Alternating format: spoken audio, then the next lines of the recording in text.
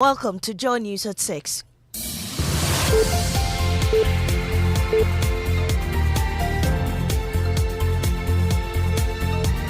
The news is live on Joy 99.7 FM and hits 103.9 FM in Accra. In Kumasi, we are on Love 99.5 FM and over 30 affiliates across Ghana's 16 regions, including ATL FM Cape Coast, Might FM Tamale, Bewa Radio Yendi, and in Kiligi FM Bole. Get radio, TV, and online content on the myjoyonline.com interactive app for Android and iOS devices. Coming up, Minority in Parliament condemns government's move to legislate the free senior high school policy amidst unresolved implementation challenges. You want to come and pass a law. What is important and what is needed is the release of funds to meet the day-to-day administration of the schools.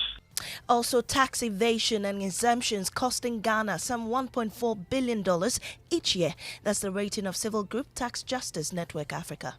Ghana is one of the countries that loses the most.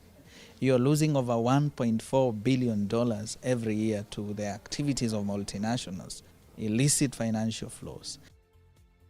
We have details of that coming up. Also in business, Government reaches agreement with bilateral creditors on terms of restructuring of a $5 billion debt, a move expected to pave way for IMF board meeting to disburse second tranche funding by the end of this month. We've got details on the Joy Business Report. And later we have more on the National Science and Maths Quiz regional qualifiers, with Accra girls qualifying in Greater Accra and Syria Keswick Girls Senior High School making a debut appearance later today in over 50 years. These are more coming up with me, Mamisi Nyamiche Thompson.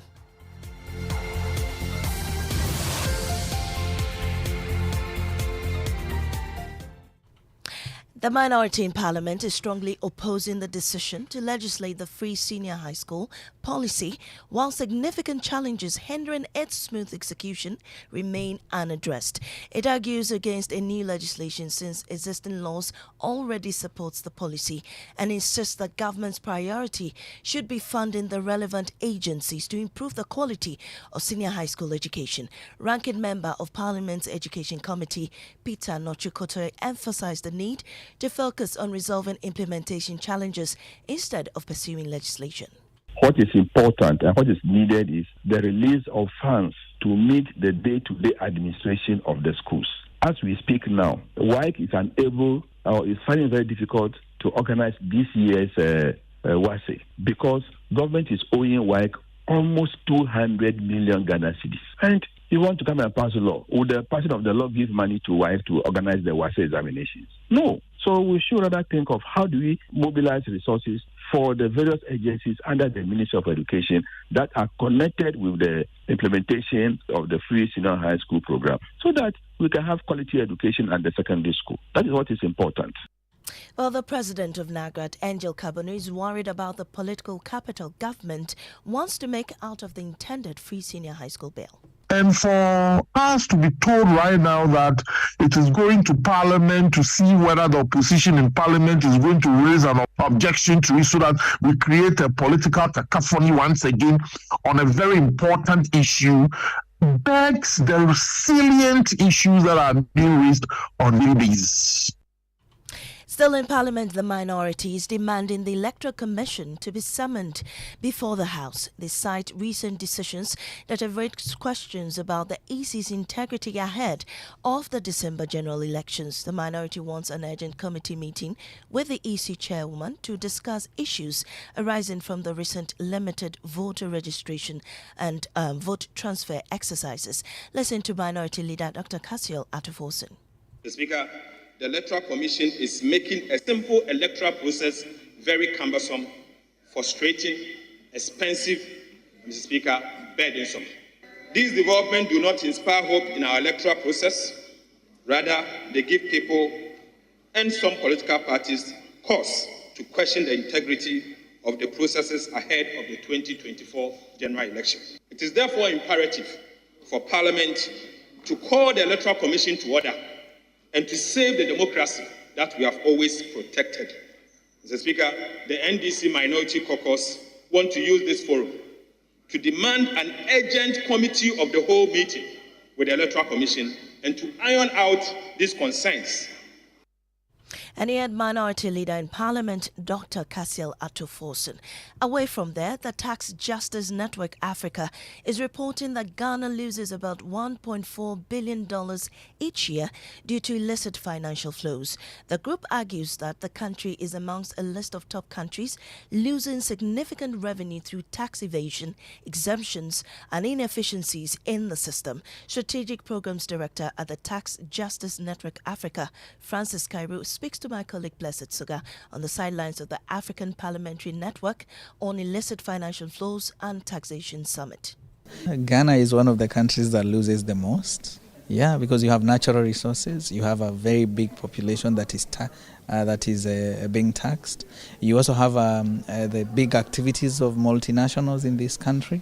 You're losing over $1.4 billion every year to the activities of multinationals. Illicit financial flows. And it may sound, like... in what form does that come? Because that, for some, it's broad. Yes, it is in the inefficiencies of the tax system. So tax waivers, but also tax evasion and tax avoidance. Ghana is one of the countries that grants tax exemptions, tax holidays every other day. Now to health. The management of Konfanochi Teaching Hospital is pushing for the expansion and renovation of the 70-year-old facility to enhance access to quality healthcare. Despite its critical role as a referral center, the hospital has not undergone any major renovations. The Ghana Medical Association has urged Vice President Dr. Mahmoud Bawumia to address the hospital's challenges.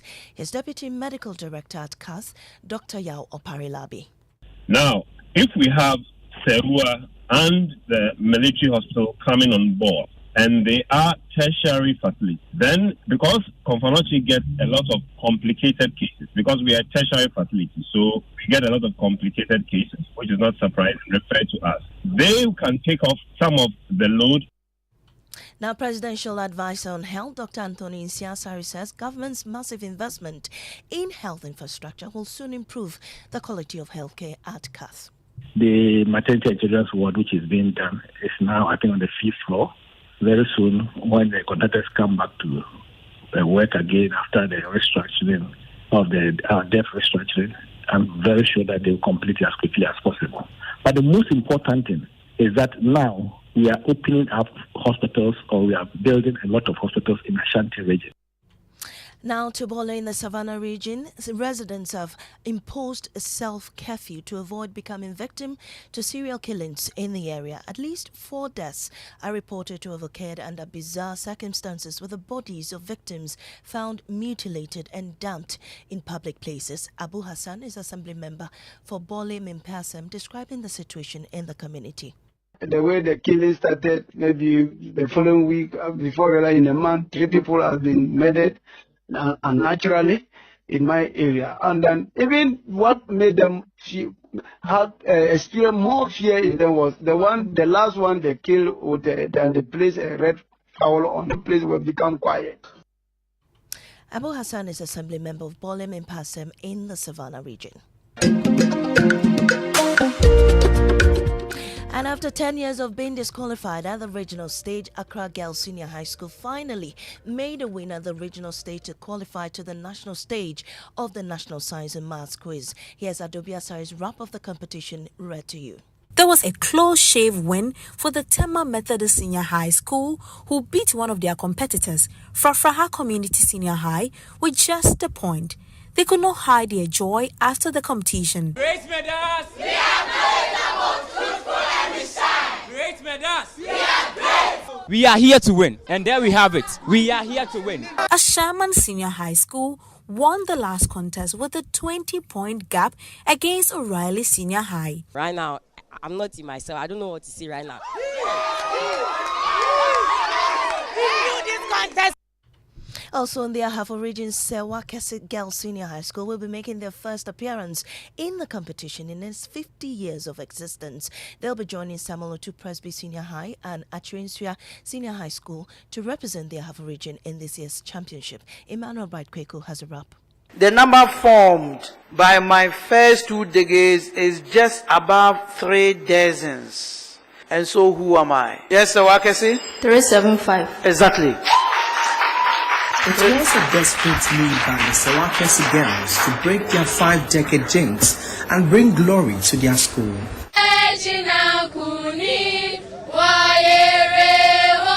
After suffering a painful defeat last year, the school, in a revengeful contest against their female rivals, like Girls Kenyase, triumphed over their contenders with a 10-point margin. How did you feel on stage when you were called out that you were going to the nationals? In fact, I was so happy. Then we prayed, we said, "Thank you, God." And that's Emmanuel Bright-Kweku's report, bringing us to the end of the bulletin here on Joe 99.7 FM. I am Amiesi Nyamiche Thompson. Business is next on the Super Morning Show.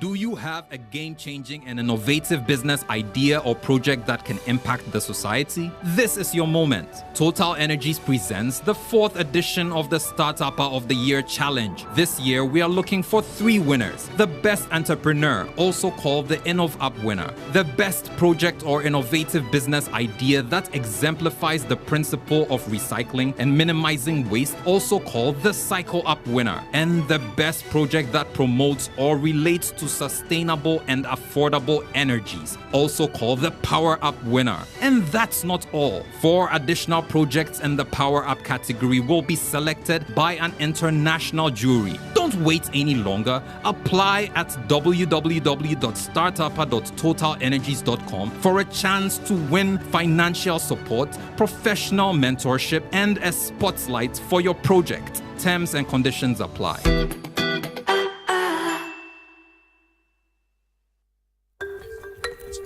They say a butterfly flapping its wings in Accra can cause a tsunami in Bangkok.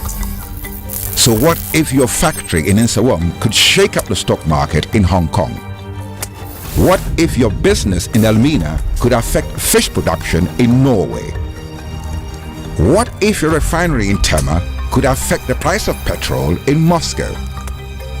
Well, now it can because you have access to the bank with the largest number of customers in Africa. Access to our global branch network. Bonjour. Good morning. Our robust asset base and an unparalleled digital infrastructure. So go ahead and flap your wings wherever you are, because with us you have access to an entire world of possibilities. Access more than banking.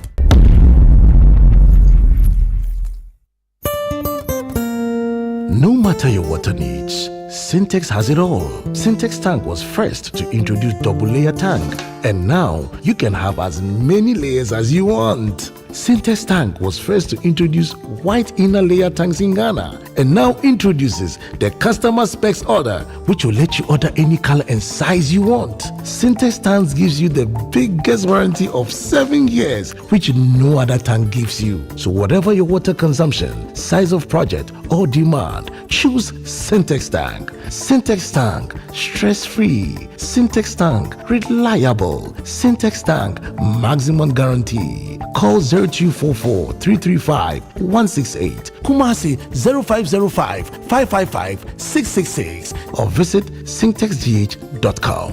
Sintex tank, a strong, a tough. Do you need a car for a day, a week, or longer? Look no further. Avis Rent-A-Car Ghana has got you covered, catering to your every need. Whether it's self-drive or chauffeur-driven, we ensure your journey is filled with comfort and style. Choose from our range of sedans, SUVs, mini SUVs, vans, and buses available to suit your business or planning need. With Avis, your journey knows no bounds. We travel anywhere in Ghana, Benin, Togo, and Cote d'Ivoire. Our prices start from as low as 600 Ghana cedis a day. T&Cs apply. Call us now on 0302-761-751 or email rentacar@avisghana.com. Visit our website avisghana.com. Avis Rent-A-Car. Plan on us. Hello, Hello, Auntie Araba. Hey, Bugger, how are you doing today? I want to buy Pepsodent Cavity Fighter, but I don't have enough money. So what are you going to do? Can you give me the big size? As for me, I'll pay the balance later. Today, no credit. I haven't sold much this morning. If you don't have enough money for the big size, why don't you try the 120-gram pack? There's a 120-gram pack? Introducing the new Pepsodent Cavity Fighter in 120-gram pack size. More affordable and convenient. Get yours today from any supermarket near you. Every smile matters. This advert is FDA approved. Do you know what that is? It's the sound of me looking into my Nido 23 grams promo sachet for a code so I can win in the Nido Opa Tampamo promo. Become one of the 3 lucky winners of a fully paid family getaway in Nido's Obatampa Mo promo. Look inside your Nido 23 grams promo sachet for a code. Dial *380*11# and follow the prompts for a chance to win big. This advert is FDA approved. Hello? Yo, bro! SG Ghana has done it again. Low interest rates on loans this year too. Yatisubium. Kojo, I'm at church. Better double your offering because SG Ghana is about to bless you. Yatisubium. Low, very low interest rates on loans this year too. It's difficult to keep good news to yourself, especially when it can transform your life and those close to you. SG Ghana went low on interest rates last year, and this year we are even lower. Yes, Yatisubium. Get the money you need to turn your dreams into a reality. Visit any SG Ghana branch near you and speak to our dedicated staff about the amazing Yatisubium loans today. You can also call 0302-214-314 for more details. Kojo, it's 3 a.m. What now? Yatisubium. Okay, bye. Societe Generale Ghana. The future is you. The future is you. It is. Good morning. Good morning to you. Speak of the future, cocoa production. Yeah. Actually, speaking of the future, why is Ghana so reliant on cocoa? Why cocoa? I mean, if you think about it really, it was just by pure accident that we ended up cocoa producers, right? The Tekwashi could have smuggled coffee and we would have taken to it just as well as we did to cocoa. But somehow it turned out to be cocoa, right? And there are neighboring countries that have taken it up and are also producing it, doing even more than we do. But why? Why are we so enamored and why are we so hooked to it? What would happen tomorrow if we decided to put all the effort we put into cocoa into, say, shea nut or cashew? What would happen? I mean, what would happen? Would we probably not even reap better rewards, bearing in mind that the cocoa farmers are now actually giving up cocoa to do other things instead? Because it's no longer lucrative. Yeah. Would we not be better? And you see, this thing where government plays this major role at the center of it with COCOBOD and other institutions. We do the buying, we do the borrowing of the money to fertilize the thing and all of that. Is it still the best model? Well, for now, cocoa is still a major income earner for the country, so you understand why, the government is investing in cocoa production. But like you've raised the point, over the years, we've not diversified. We're not looking into other commodities. And even when it comes to cocoa, we are not adding value. We are just exporting the raw beans, which, doesn't make sense for a country that has been producing cocoa for decades. You ask yourself, what's the future of cocoa production? And as you point out, there's a decline. The farmers don't find it lucrative anymore, so they're looking elsewhere. We're producing about half of what we were able to, at our peak, when we were doing 1 million tons. Most recently, the numbers plummeted to, paltry half of that. Half of that. Recently we've had to deal with climate change and all of that, and that's resulted in a shortfall in production as well. And so, we have to be thinking about the future when it comes to cocoa, or what to do with it. We seem hooked on it. It seems like that's our own. We are not changing our strategies. Precisely. But today I'm interested in how we're managing the sector as we have it, right? That's the question of whether we should continue to make it our crutch going into the future. That's another thing.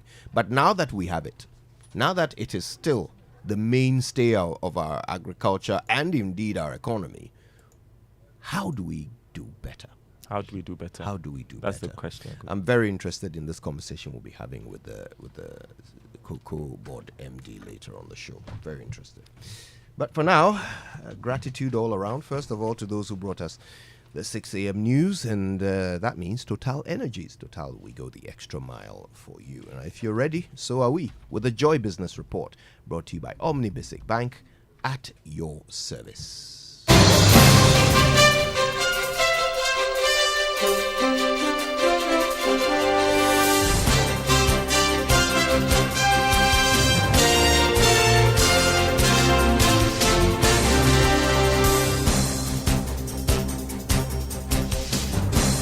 Hi, good morning. Welcome to the Joy Business Report. Coming up this morning, government reaches agreement with bilateral creditors on terms for restructuring over $5 billion debt, a move expected to pave way for the IMF board meeting to disburse second tranche of funding by the end of this month. Also coming up, President Akufo-Addo joining other world leaders, finance ministers and central bank governors today to deliberate on improving trade and financial payments within the region at the annual Afrexim Bank meetings, which opens in Nassau, but in the Bahamas today. Plus, Bank of Ghana increases dollar support for market after brief absence. Meanwhile, an economist, Professor Patrick Isuming, is criticizing government for not committing to long-term strategies to help stabilize the city. We've got details coming up. My name is Darryl Kwal. Thanks for being with us this morning. First up, government has reached an agreement with bilateral creditors on terms to restructure over $5 billion debt. George Jaffe has more from an official statement from the Finance Ministry. The development should mean that the bilateral creditors, through the Official Creditor Committee, have agreed on the broad terms on how the debts that Ghana owes them should be restructured. This was after all the two parties finally agreed on the terms through the Memorandum of Understanding. The development may also pave the way for a formal agreement to be signed in Paris, France next week. Joy Business is learning that the Official Creditor Committee has already reached out to the International Monetary Fund about this development. It may now help the International Monetary Fund Board to go ahead and set a meeting date on Ghana in terms of approving the second tranche of funds of $360 million for the country. The Ministry of Finance in the statement also noted that they expect this development to trigger the release of other donor funding for Ghana, as well as infrastructure projects that have stalled to resume soon. The Ministry of Finance maintained that Ghana would now move to also sign an individual country agreement. The Ministry of Finance added that Ghana will now move to also sign an individual country agreement in terms of the debt restructuring with each of the members of the Official Creditor Committee. The Ministry also maintained that the Ministry of Finance maintained that this deal being struck will fast-track the current discussions with commercial creditors when it comes to the comparability treatment on debt restructuring issues. George Affe with that report there. In a related development, Ghana is also working to finalize negotiations with Eurobond and commercial creditors next week in London. Government has made some significant progress on restructuring the over $30 billion. However, sources say issues about comparability of treatment, which essentially means treating all creditors similarly, have affected some progress being made in this area. Government is hopeful that it will be able to use next week's meeting to secure a deal with commercial creditors. Now, President Akufo-Addo is today joining other African presidents to kickstart discussions on how to improve trade in the region and develop homegrown payment systems.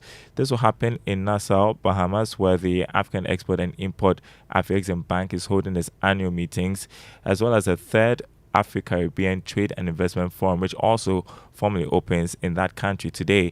The meeting is bringing together finance ministers, central bank governors in the region to deliberate on other issues that impact on their economies in the region, how to raise cheap capital to support countries like Ghana. And Joy Business will be bringing you up to date on all the happenings there in the Bahamas. Now, the Bank of Ghana stepped up its dollar support for the market. The central bank had been off the market for a while, a development that is said to have contributed to the current pressure on the local currency after some good run over the past 1 week. However, Joy Business understands some $11 million was released to support the operations of businesses and commercial banks. Meanwhile, economist Professor Patrick Isuming has criticized government for not committing to long-term strategies to help stabilize the city. He pointed out that the reliance on Eurobond funding in the past exposed the government when the country's debt levels reached alarming status. Now, Professor Isuming advised government to take advantage of the International Monetary Fund's program to implement policies that will guarantee export earnings in the long term. In terms of dealing with the city, we need to have a longer-term plan, and we need to have a short-term plan. At the moment, we can't go and do any Eurobond. I think there has to be some improvement in how the management of the economy is going. I think for a long time, it appears that we've been in some state of a law. There's nothing really happening in terms of how we are managing the economy. So I think if we get any sense that there's some concrete plan, something new coming our way, maybe that might be enough to judge just get some reaction from the investors. But until now, I think, the only thing that we know is the longer term solutions, diversifying our exports and then cutting down our imports. That is not something we do in the short term. You had economist Professor Patrick Isuming. Let's take a look at the currency market this morning. The dollar going for 14 cedis 95 pesos on the retail market. The pound 19 cedis 15 pesos. The euro going for 16 cedis 20 pesos. Now, the World Bank, in its latest Global Economic Prospects report, has forecast a GDP growth rate of 2.9% for Ghana this year. This is a 0.1 percentage point higher than a government's target of 2.8% in the 2024 budget presented by the Finance Minister. Here's more in this report. According to the World Bank, growth in sub-Saharan Africa is projected to pick up from 3% in 2023 to 3.5% in 2024 and about 4% annually in 2025 and 2026 as fading inflationary pressures allow for interest rate cuts. This is expected to support private consumption and investment. Growth in the region's largest three economies, namely Nigeria, South Africa, and Angola, is expected to accelerate from 1.8% in 2023 to 2.4% in 2024 and an average of 2.6% in 2025 to 2026. On Ghana, the World Bank forecasts a GDP growth of 2.9% in 2024, 4.4% in 2025, and 4.9% in 2026. It's however warned that risks to the outlook are tilted to the downside. Downside risks include increasing global geopolitical tensions, especially an escalation of the conflict in the Middle East. In addition, it's warned that consumer price inflation could prove to be stickier than expected or pick up again, driven, for example, by food price inflation caused by supply disruptions. Well, turning to other news, Head of Public Affairs at the Ghana COCOBOD, Fifi Boafo, is citing smuggling as one of the major causes of the decline in cocoa revenue in the first quarter of this year. According to a report by the Bank of Ghana, cocoa revenue dropped by $500 million. Speaking to Joy News, Fifi Boafo said COCOBOD is enhancing measures to counter these shortfalls through the prosecution of persons found smuggling the commodity. There's some level of smuggling still ongoing. The efforts are also ongoing to make sure that we deal with the issue of smuggling. So if we are to believe the assertion that every arrest you make, 10 of them have scaled through, then it should tell you the impact it is having on the industry, because there have been several arrests across. Some of them have been prosecuted. I think about 5 persons are now in jail, serving between 5 to 7 years jail term as a result of smuggling. There are several cases in court. The smuggling is largely because between Ghana and Cote d'Ivoire, we do the forward sales. And then the forward sales is a way of mitigating risk and then also being able to have a secured funding for the year. Head of Public Affairs at COCOBOD, Fifi Boafo there. Now, 629 people living in the Greater Accra region are poor. That was revealed by the head of National Accounts at the Ghana Statistical Service, Francis Bright Mensah, as he gave insights into the multi-dimensional poverty report. The report, launched by the Statistical Service, focusing on the Greater Accra region, disclosed that the educational and employment status of heads of households has an enormous impact on a family's poverty status. Take a listen to Mr. Mensah. For Greater Accra region, we realize that about 11.7%, that translates to about 629,000 people, are multidimensional poor. Now, we saw disparity across the districts within the region. And when we look at some of with this poverty level, what if we look at the characteristics of the heads of the households of these house?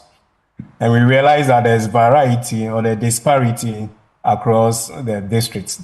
If you look at a head of a household who has no education, we're seeing the poverty level ranging from about 16% in one of the districts to a high of about 52%. If you look at the industry in which heads of households work, for example, we could see that for those households who are not working, poverty level were ranging between 27% into about 67%. That is within Greater Accra region. You had the head of National Accounts of the Ghana Statistical Service, Francis Brightmans, giving insights into the multidimensional poverty report released by the Statistical Service. Now, a couple is on a mission to raise creative thinkers, and they're doing so with a school they just started. Today, the Joy Business Van is at Kedland International School in Accra, co-founded by Michael and Naomi Odonko. To hear this story. Michael and Naomi Odonko have been married for long and understand what teamwork is. They know what it means to take an initiative and make it a goal to work together. One of such initiatives was starting a school. We have two kids. One is an adult, she's about 19. And the other one is a 4-year-old boy. So, one experiences from the UK. Anytime we have the opportunity to visit, we send our friends' kids to school, we look at the environment, and we feel like we will need a replica in Ghana. So when our son came, our search for school made us realize that there are lots of things we are looking out for in schools and we're not getting. Naomi pitched the idea of starting a school to Michael. He thought, well, why not? It had always been Naomi's dream anyway. They gave themselves timelines. We started small with a summer school in our house. So we started gradually. So I started picking some of the kids from our house. They started the school from their house before. I said, okay, if that will be the case, if the number increases, we'll need a bigger place to be able to contain. For students to excel in their educational journey, a solid foundation in early childcare development is crucial. The couple was poised to follow this call. All right, full episode 1 p.m. right after the Joy Business Report, 5 p.m. on Business Live on the Joy News channel. Before we go, let's check the commodity market for you. Crude oil went up marginally this morning. It's selling at $82 a barrel. Gold lost more than $200 from yesterday's trading. Is selling at $2,314 an ounce. Cocoa trading at $9,254 a ton after going up by more than $300. There is more news on our website, myjoyonline.com /business. My name is Darryl Kwal. Thanks for listening. The Super Morning Show continues with Kojo Yankson and the team. Don't go anywhere. Indeed. Why would you? It's all happening here. All the important questions. Cocoa revenue, import. Yeah, and a ton, just like I indicated, going for $9,254 on the international market. Yeah. Plenty of money there. Well, although, surprisingly, last year, revenue dropped by over $500 million. Yeah, because we are not producing enough now. Yeah. But like we could have been making so much money.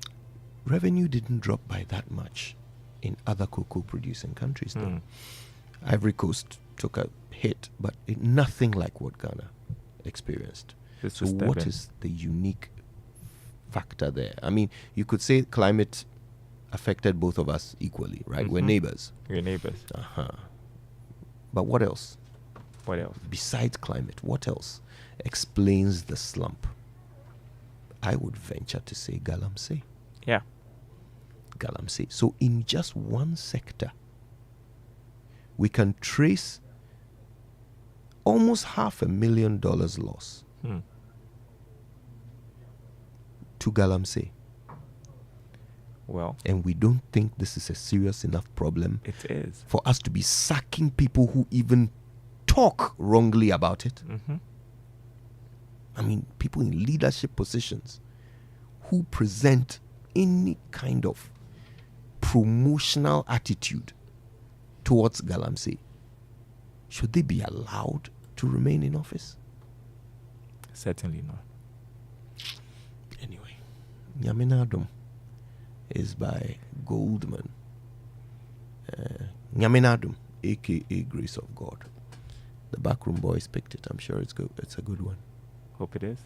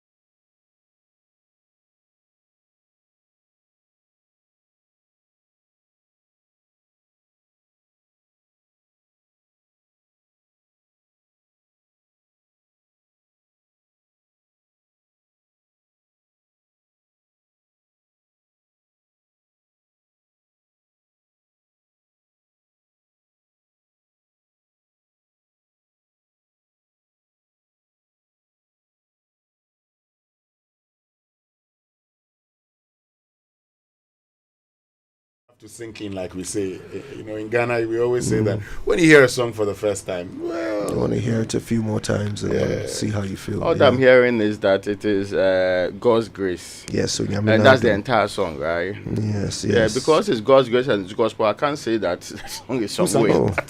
Well, it's actually by Goldman. He also goes by the name Daniel Ajin. And it turns out that it was a birthday present to me, this song. He dedicated it to me on social media, and we picked it up and played it. He did a song for you. He did. The entire song. He dedicated. I mean, the song was already recorded. The song to me. Okay, so it was not as if he recorded the song. I don't think he recorded it purposely for me. No. Raymond, you can understand now. I'm trying to. Yes. Hey, what kind of skin pain is that? But the song was dedicated the song to me, and you are concerned. Of nice all the songs available in the world, as in when you do the cross-referencing, there's a nice. No, I'm looking at the statistical probability that this will be the choice. No, it's a nice marketing strategy. Okay, this is his own song. This is a nice marketing. I've told you people who are trying to excommunicate me from the church that you come and meet me at Heaven's Gate. You come and meet me there. I'll be a member of protocol. Oh, yo, we hear you. Okay. All the best. All right. Anyway, hello, Ray. How are you? Oh, by the grace of God, we are surviving. We thank God. We thank God. Great. So let's get into our Drive Safe campaign. Hey, now the Drive Safe campaign is brought to you by Joy News and the Multimedia Group and supported by Toyota Superior Quality.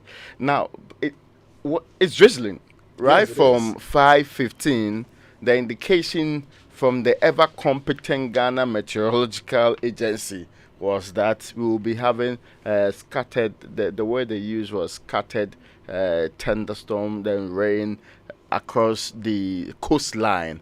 And the evidence is that, I don't know if it's still drizzling as we speak, but it's been drizzling for a while, which means that the tendency that your roads will be wet very high, which also means that we know you are in a hurry to get to the office, but it's your life first. So as we always tell you, be careful on the road. You might have difficulties with visibility, and so do not compound your difficulties by having to really attempt to speed, and the road may be slippery, which may affect your ability to do that anyway. So please be extra careful on the road because of the condition you find yourself in and the extra impact that a slippery road may add up to it, so that you can arrive alive. Very, very important. And let's now learn how to say it right. Brought to us by Kingdom Books. At Kingdom, quality and affordability are their hallmarks. And Societe Generale Bank Ghana, the future is you. Something must be done. You say either. I say either. Let me ask you something. How do you pronounce this word? A-S-K. The proper pronunciation of that word is ask, not axe. Ask, not axe. It means to say something with the aim of obtaining an answer. It can be traced back to the Old English word askian, which means to call for an answer. Axe, on the other hand, A-X-E, is a tool used for cutting wood. It's quite common to hear people confuse the two words, isn't it? So here's a tip. First, think of ass. Then add the K. Ask. Yes, I know, what a tip. I'm sure you'll have no problem with that word from now on, will you? None whatsoever. That's how you say it right. So, how about some news headlines, you say? I thought you'd never ask.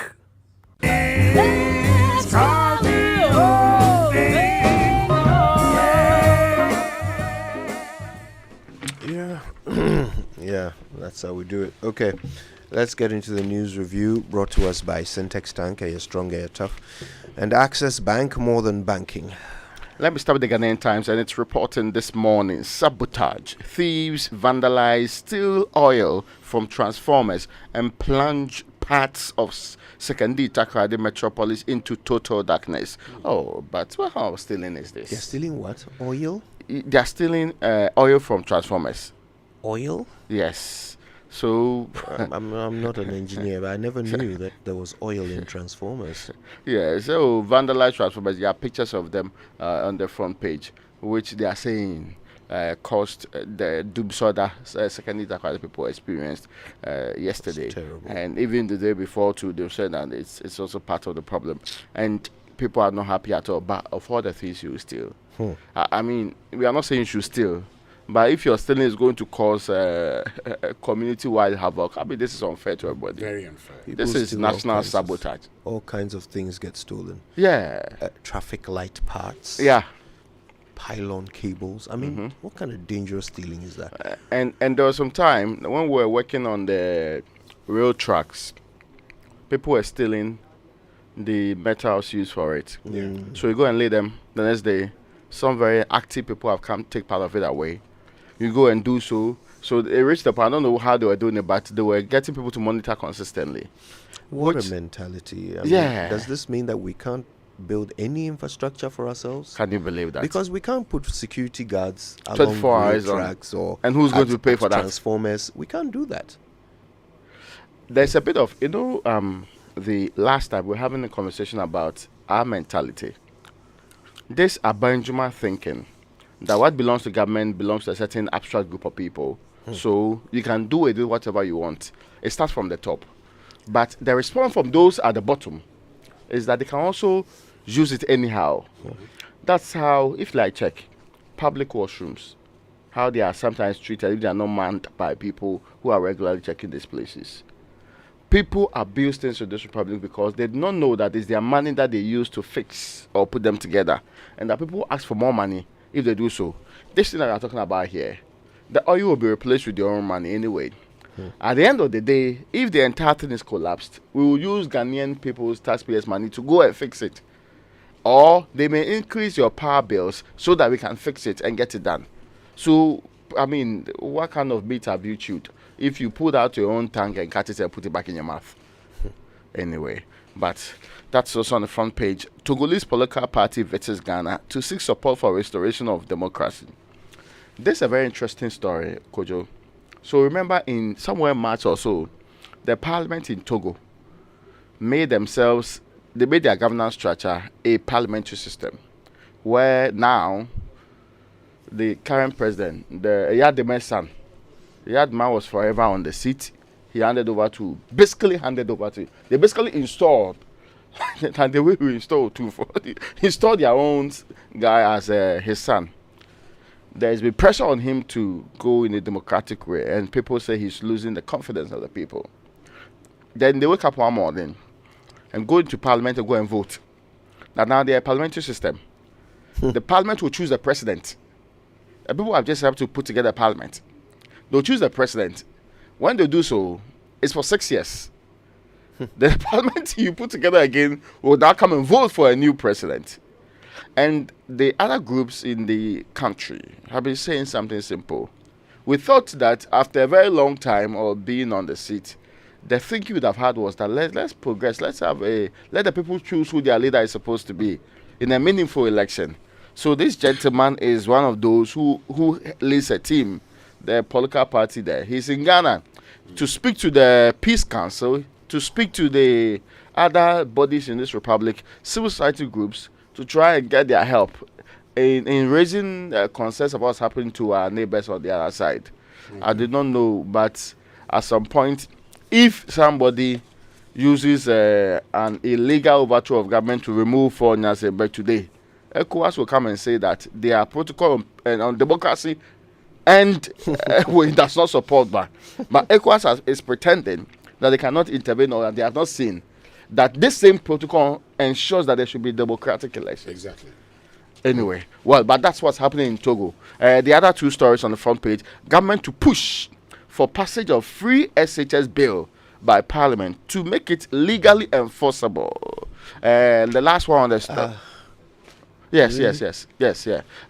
The last one, ambulance case, minority to boycott Parliament in solidarity Is that with a threat to its implementation right now? The fact that there's no law. The fact that there is no law, does it threaten its implementation? Oh, there is the fear that any future government, that's not an MPP government, may make amendments to the to the policy. An act of parliament can still be amended anyway. I mean, anyway, let me get to unless it is entrenched in the constitution of the republic, even that, two thirds of this state can make a change to it. Yes, an act of parliament can be amended. Let's get to the new finder for this. Anyway. And the new finder says Ashanti region gives Dr. Bawumia massive support. He was there. He got there on Monday. He's been campaigning in the Ashanti region. Kennedy Japan joined him on the campaign platform. Also on the front page, NHIA releases 300 million Ghana cedis claims to higher tier facilities. 2,500 customers rewarded in EcoBank Million Gang promo. But the big one here says $6.48 million cocaine seized. 2 UK nationals in drug trade arrested. And so we're told that on Monday. They have UK passports. Yes, they have UK passports. According to the story. And they are still in cocaine. So the story. If they had PhDs. The story says that the Narcotics Control Commission, in collaboration with the National Crime Agency of the United Kingdom, has intercepted some 166.88 kilograms of substance suspected to be cocaine at the Kotoka International Airport. That is a lot. Now, the seized drugs have an estimated street value of $6.48 million. And we're told that the seizure was on Monday, June 10, 2024, was made from the luggage of 2 British nationals traveling together Both of them have been arrested and are assisting with ongoing investigations. And we're told they just carried the thing in their luggage. Yes. Now, this was discovered. Their names are here. And we're both passengers on British Airways flight bound for Gatwick in the UK. And the drugs were concealed in 6 checked-in bags, with each passenger carrying 3 bags. Okay. There's another story here. That's, I think, is on page 4 of the Finder. So they were concealed. How were they special compartments within the bags for them? Did they take them from the expectation? From what 100 kilograms. Yeah. You can't conceal it. From what I see, yeah, it was just packed. You can see. Well, it's black and white, so you can't really tell. That's why it doesn't tell us more about that. Because I'm worried. Why they will never be caught? Or they were caught. Yeah, of course. Yeah, that's what I don't quite get. Because I think now they do it in a sophisticated manner. No, but these guys just planned loaded. Accomplices are the These guys just loaded bags. They may have done the things that used to happen in those days in some. As in bribe people, get the opportunity to go through. But you can't do it in these times. But on page 4, let me just share the story with you. Page 4 says many voters in difficult situation, according to IDEG. So the Institute for Democratic Governance says a significant number of undecided voters, and this is the key point, a significant number of undecided voters are in a difficult situation deciding on participating in the upcoming general election. So the Institute said that the internal works conducted within the regions indicates that a lot of voters are not sure whether to participate in the December 7 polls, as they had lost trust in the NPP and the NDC. And there's a quote attributed to Kwesi Jonah, Senior Research Fellow of IDEC, who says, voters say that they have seen the NPP and NDC and they're going through same difficulties all the time. So the real problem, beg your pardon, that we face at this moment is that a lot of people who are undecided whether they want to participate in the elections at all. This is a danger to our democracy. I'm not sure it's a danger. I think it's what we have. It's rather a positive thing for our democracy. Yes, these people should be encouraged to participate, and if they have lost trust in both parties, why not vote for another candidate?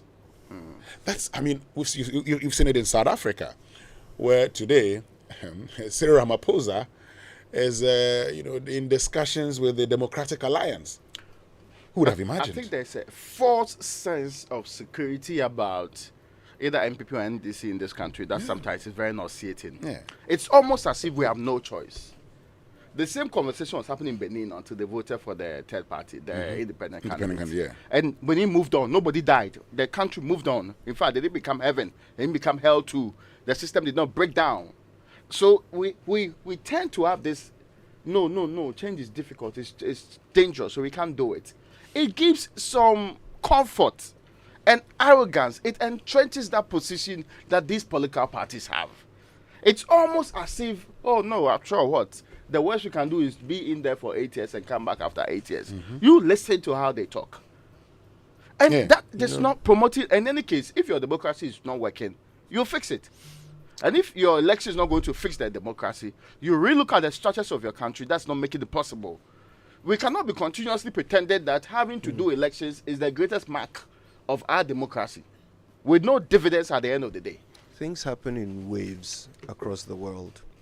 I think it started with Macron, who was absolutely not an establishment candidate. He ended up winning the election. Then you had Donald Trump, certainly nothing like anything that American politics had ever seen, and he also won. You've given the example of what happened in Benin. Up north in, Senegal? Senegal. Yes, they've recently picked this young man who, once again, is very anti-establishment. Things happen in waves. We are just on the verge. I don't know if it will happen in 2024, but I predict that absolutely by 2028, Ghanaians will finally become comfortable with the idea that you don't have to be NDC or MPP to run this country. Certain things just happen because we have created a system that will make those things happen. So don't worry that if you suddenly go and put someone who has never belonged to a political party in the presidency, suddenly the state will run to a standstill. No, I want you to actually picture it. Imagine someone with no obligation to these parties sitting at the presidency, able to make choices of who to run these ministries without being encumbered or without owing them. Without owing them. Just imagine such a person. What kind of decisions would he also make? And how would we benefit from them? Let's think about he or she. Let's think about these things. Okay, the online review now brought to us by Zenith Bank in your best interest, Goyle Good Energy, Yenara India, and G&J Technical Services, celebrating 30 years of providing backup power in Ghana. Now, life's unpredictability shouldn't cast doubt on your future. Gain peace of mind by securing your future with Zenith Bank's bank assurance plans. Whether it's an educational plan to safeguard your child's academic future, a life plan to give you and your loved ones financial support in the event of critical illness, permanent disability and death, or a farewell plan to cover funeral expenses. Zenith Bank's bank assurance plans, underwritten by Prudential Life Insurance, provides absolute peace of mind. Secure your future and that of your family with Zenith Bank Assurance today. Sign up at any Zenith Bank branch nationwide or visit zenithbank.com.gh for more information. Zenith Bank, in your best interest. Now, Good Energy has hit the road with exciting choices to energize your vehicle. It's giving you more options to take you further. Watch the space for your choice. Goyle Yenaya. So on myjoyonline.com this morning, government secures landmark debt agreement with official creditors committee. Oh God, the things we celebrate. Yeah, that's our top story. Landmark. Go check it out. Yes. Go check it out on myjoyonline.com. NHIA disburses over 300 million Ghana cedis in claims payments to healthcare facilities. Again, pity these are our headlines. But we have to go now. It's time for the BBC News, brought to you by Fidelity Bank, Believe With Us, and Old Mutual, 10 years of greatness in Ghana, here for a lifetime. For decades, we have helped businesses connect with their trade partners all over the globe.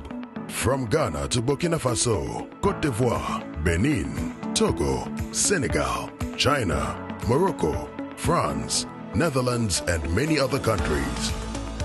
We have made it possible to bring Ghana to the world. We have brought small and medium businesses closer to their customers across the regions in Ghana with our SME support facilities. We have brought relief and smiles to the faces of families with our employee personal loans. With our cutting-edge technology and digital support, we take the burden of complex thinking off you, making life simple. That is who we are, as close as a partner. Bank of Africa. We are indeed the African bank with the global reach.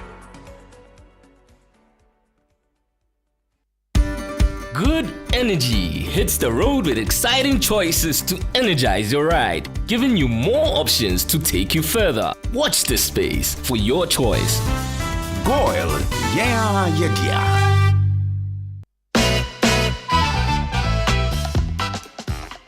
What name brightens the streets, homes, and businesses of Ghana? What company has been providing world-class backup power to Ghanaians for 30 years? G&J Technical Services.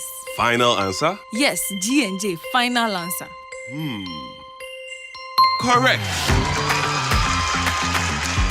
G&J is celebrating 30 years of providing backup power in Ghana. As the largest supplier of world-class generators in the country, we have been the backbone of Ghana's alternative power industry by delivering the best sales, maintenance, and after-sales solutions the nation has ever seen. We've done it for 30 years, and we promise that the future will be even brighter. Reach us in Accra on 030-268-9178 or 9179 and 020-222-2204 all the way to 2220.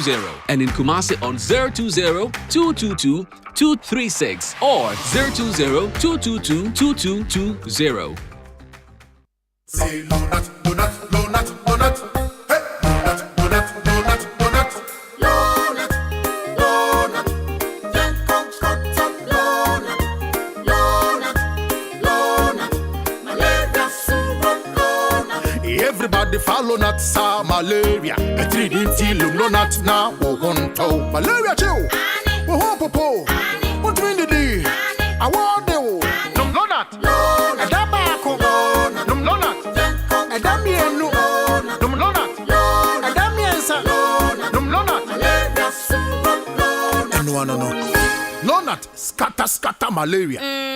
Lonat ide scatter malaria. A quality product from Blaze GVS Pharma. Yenshishemu hu se malaria wa wumujam ansana wanum Lonat. Na nam yensearch na malaria no daso wo ho a ko hu dokota. This advert is FDA approved. Dear business owner, congrats on not giving up on your business. You deserve a medal, and your business deserves to be taken to the next level. In fact, it's about time you run a Zenith Bank SME account so you and your business can enjoy the perks of a Zenith SME business card. Oga and Oga Madam status.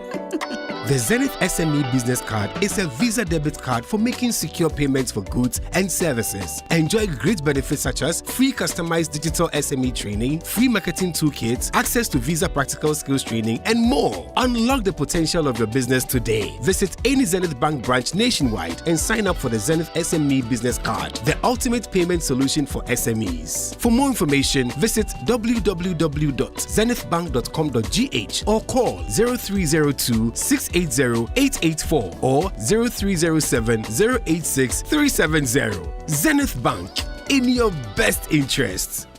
Space can be used to oppress. He's applied his skills to crime scenes from the UK to Syria and Ukraine, and now he's turned his focus to Gaza. He says architects need to be public figures and take positions. Is he, today, more activist than architect? I have been born into a situation where my architectural intelligence is much more helpful right now in doing what we do in order to stand up for the rights of those people facing state violence around the world. That's Eyal Weitzman on Hard Talk after the news. Hello, I'm Moira Alderson with the BBC News. The US Special Envoy to Sudan has warned that the fall of the besieged city of Al-Fasher could be imminent. Tom Perriello described the situation as horrific. Hundreds of thousands of civilians who fled more than a year of fighting elsewhere in Sudan have taken shelter in Al-Fasher. For the past 2 months, paramilitaries of the Rapid Support Forces have laid siege to the city. The chairman of the African Union's high-level panel on Sudan, Mahabin Ibn Chambas, said the Sudanese people were in desperate need of humanitarian assistance. People are suffering from hunger. Indeed, experts are informing us that famine is looming and that as many as nearly 2 million people could actually die from famine. Egypt and Qatar say they'll continue their efforts to mediate a Gaza ceasefire deal after receiving the first official response from Hamas to a UN-backed plan. The Biden administration says it's evaluating the Hamas document. The group itself says its response opens a wide pathway towards reaching an agreement. Tom Bateman reports. Antony Blinken said yesterday only Hamas stood in the way of progress for the US-backed ceasefire for hostage release proposal. Hamas gave its response. It appeared to accept the proposal, but with conditions, a yes but. The but includes its well-established demand that the ceasefire is permanent and that Israeli troops would fully withdraw from Gaza, elements which are in the current proposal but subject to further negotiation after a temporary truce starts. The authorities in Hong Kong have cancelled the passports of 6 democracy activists who fled to Britain. It's the first time the power has been used under a tightened security law passed earlier this year. More details now from Martin Yip in Hong Kong. The Hong Kong administration accuses the activists who are now in Britain of continuing to blatantly engage in activities that endangered China's national security. The 6 include Nathan Law, who fled to the UK in 2020. He called the order redundant. He said he'd already submitted his passport to the British Home Office when applying for political asylum. Hong Kong's Security Secretary Chris Tang refused to say if subscribing to the democracy campaigners' paid YouTube channels or Patreon blogs would count as providing funds to them. The government in Beijing says a Chinese man who caused a security alert in Taiwan when he drove a speedboat into a harbour was acting alone. A spokesman for China's Taiwan Affairs Office mocked the authorities in Taipei, saying they saw soldiers hiding behind every tree and bush. You're listening to World News from the BBC. The World Health Organization has blamed 4 major industries, ultra-processed foods, alcohol, tobacco and fossil fuels, for 2.7 million deaths a year in Europe alone. The report accuses a small number of multinationals of blocking public health regulations that could damage their profits. The WHO says industry lobbying has hampered efforts to tackle serious illnesses. NATO Secretary-General Jens Stoltenberg is to hold talks in Budapest today with Hungary's Prime Minister Viktor Orban amid tensions over the supply of weapons to Ukraine. Mr. Orban is Moscow's closest ally in the EU. He's openly critical of NATO's role in arming Ukraine and training its forces. There's growing alarm within NATO about what is seen as Budapest's pro-Russian position. The former Australian Rugby League star Jarryd Hayne is to be released from prison after his rape conviction was quashed on appeal. He was found guilty in May last year of sexually assaulting a woman at her home in New South Wales in 2018. Phil Mercer reports. By a 2-1 majority, the New South Wales Court of Criminal Appeal has ordered Jarryd Hayne to be released from prison on bail.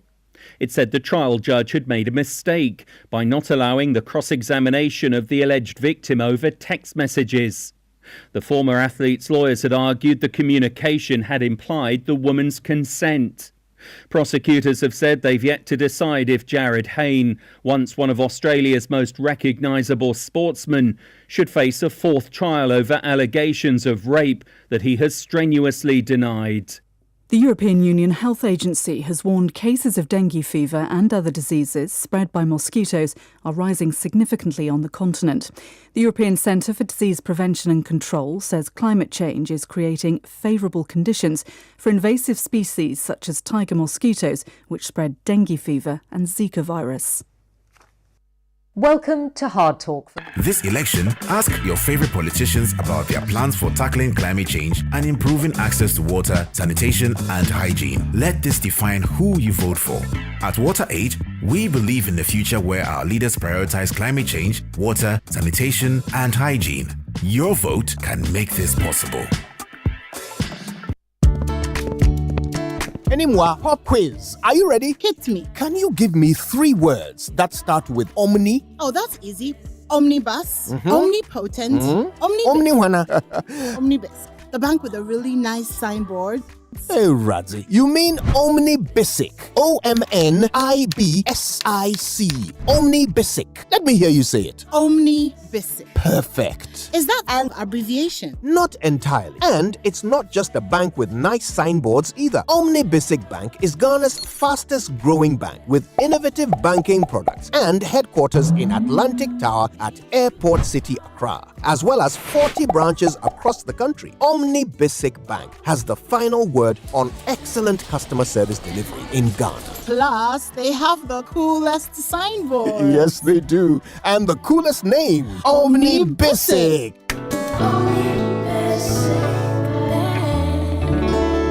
At your service. I am Boahen Gifty Auntie. You see, it always feels good when you receive that salary alert. I made a bold decision to invest a lump sum into the Old Mutual Retirement Salary Plan. And this means that I will get these alerts every month throughout retirement for the rest of my life.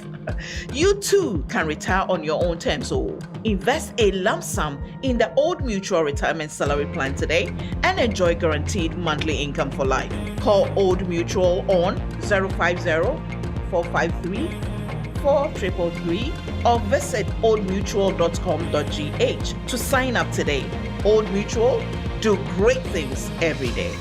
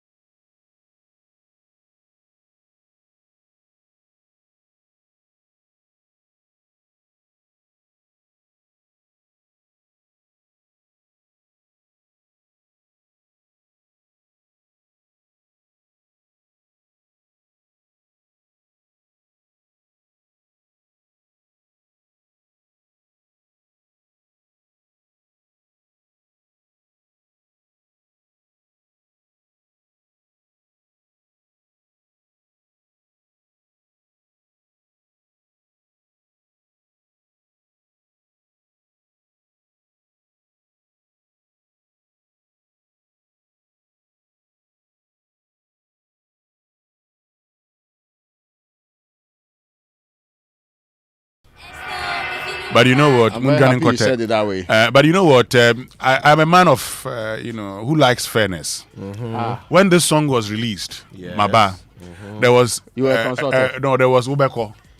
Yes. So this one... Ubeko. So you must do the one for FO Chicago. Yes. Because if you don't do that one, there's no fairness. The part I like is where in the voter region, you do learn how to write... This one, it sounds like OCD.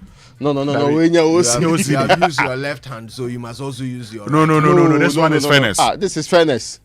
If you said in lyrical battles, fairness in lyrical battles. Yes, so let's do Ubeko. This is balance. First of all, yes. You have to drop that one. Ubeko by FO Chicago. Todia Chicago. Yes. Accra for real. Accra standard no. There's no internet in his school. You should go and think about that one. What are you in school? When is supposed to provide its own internet? Drop that. An assessment on the man. When somebody promised to give you internet, they don't give you. I say, there's no internet in your school. So we can't play your song. Have you seen the Ubeko now? Okay, you drop it now. I like the introduction. Drop it. Chicago, they came the millennium blessing. Oh yeah. Hey yo, first of all, Lebani send no Janifa. Which our boss, they drank, then you know, I want him fa. What my with you, can not make school, Yanakofa. Baba. If you say school no way and I will join your back. Okay, I think he wants us to hear the beat. Yes, let's hear the beat.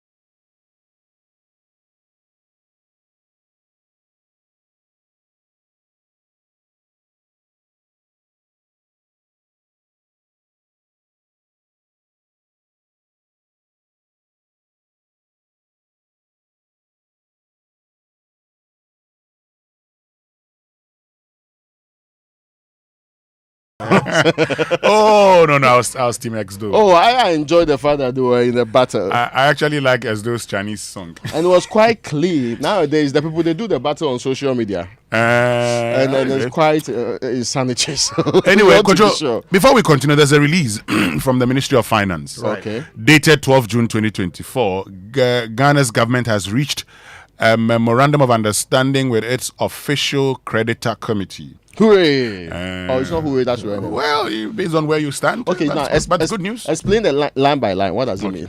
So let me read it first. Let me read it, then I'll explain line by line. The government of the Republic of Ghana is pleased to announce that an agreement has been reached on a memorandum of understanding with its official creditor committee regarding the debt treatment agreed upon in January 2024.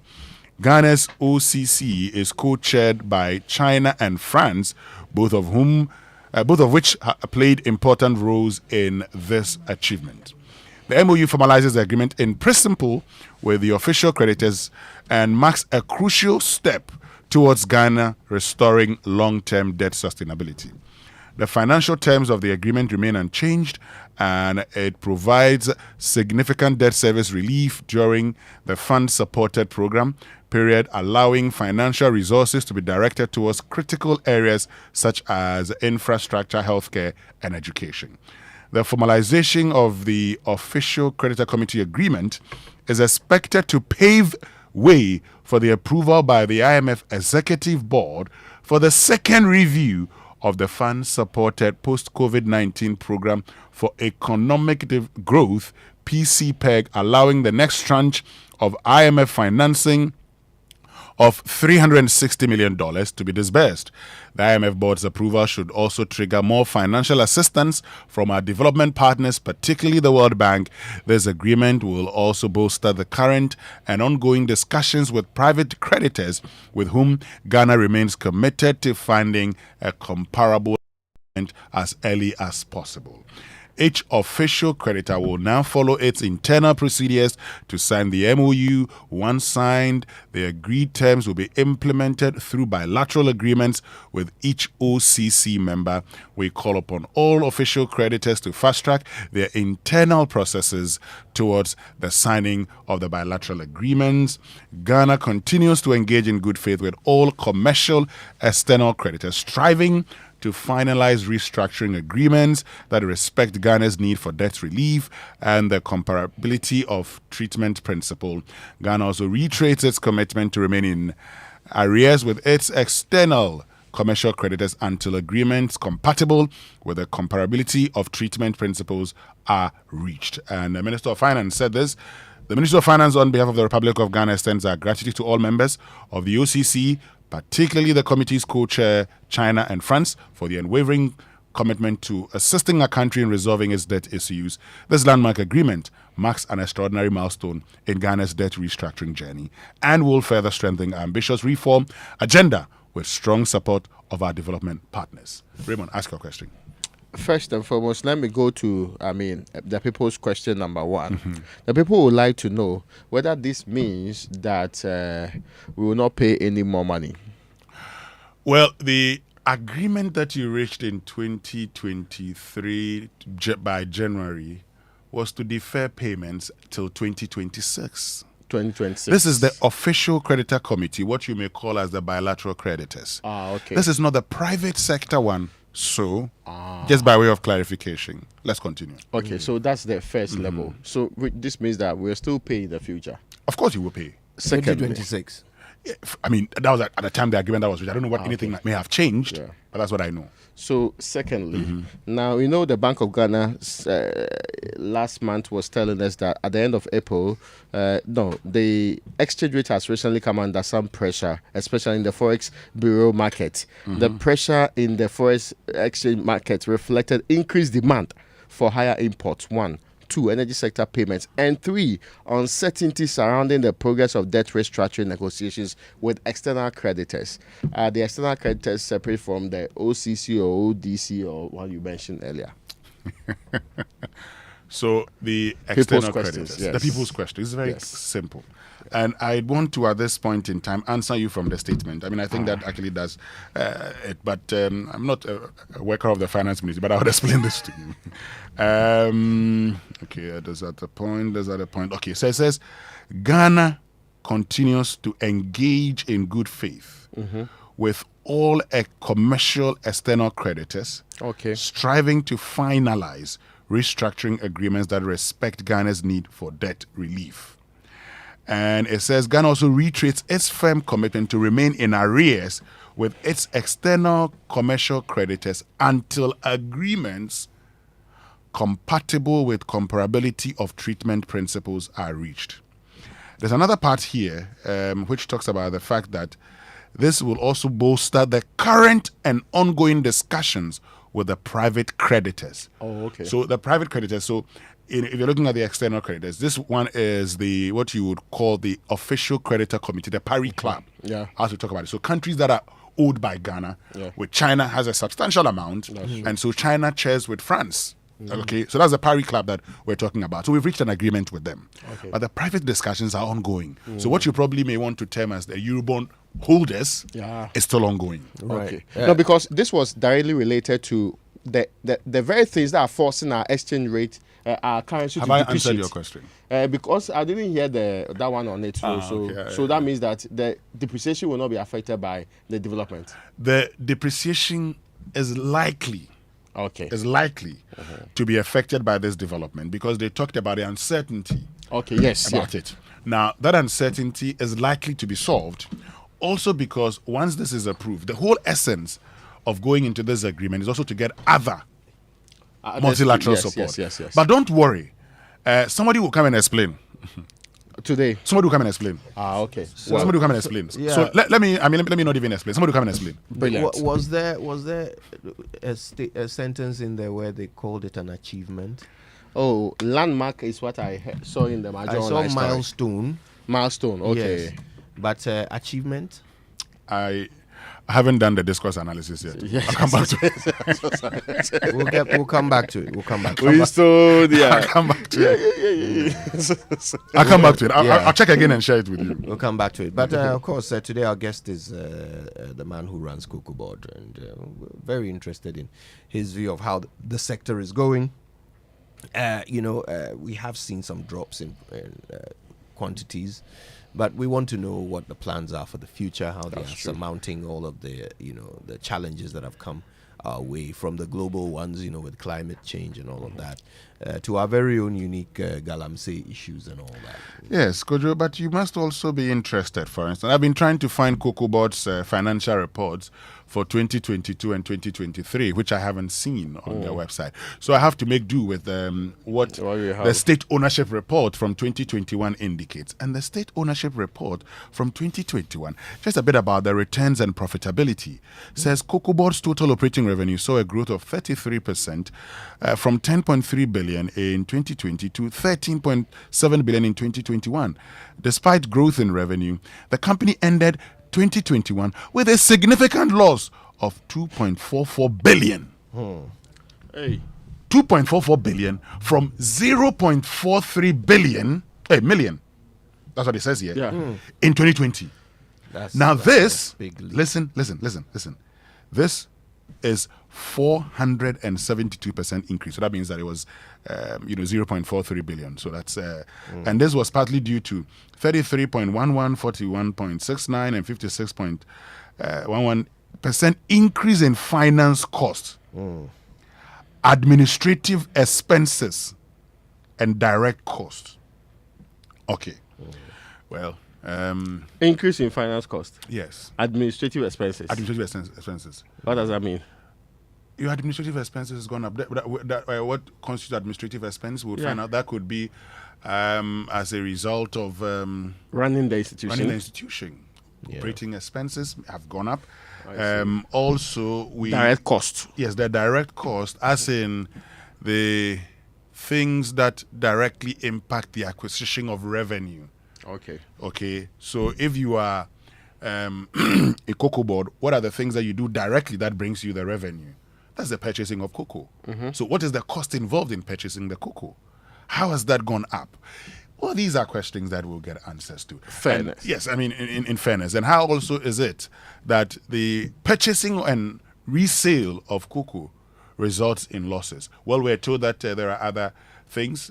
For instance, the fertilizer subsidy programs that has been engaged on. All of them are here. I would ask all these questions. Yes. What happened to Chet? We also want to know why, we have been consistently reducing quantities of production compared to our neighbor, Ivory Coast, who, they've also had some erratic numbers, but they've been bouncing back while we have been consistently reducing. And I want to know why. What makes the difference here? What's the reason behind it? Because it can't just be the global things. There's something unique happening in Ghana. Or the climate change? Yes, it can't be climate change, since we are neighbors. So the climate has affected us both the same. Yeah, sometimes, like the way COVID and the Ukraine war selected the countries they wanted to affect. Sometimes some of these things you need to do. The climate affected us in the last season, both of us in the last season. But for us, in our case, we've had an issue with illegal mining. Where today it makes a lot more sense selling lands to illegal miners.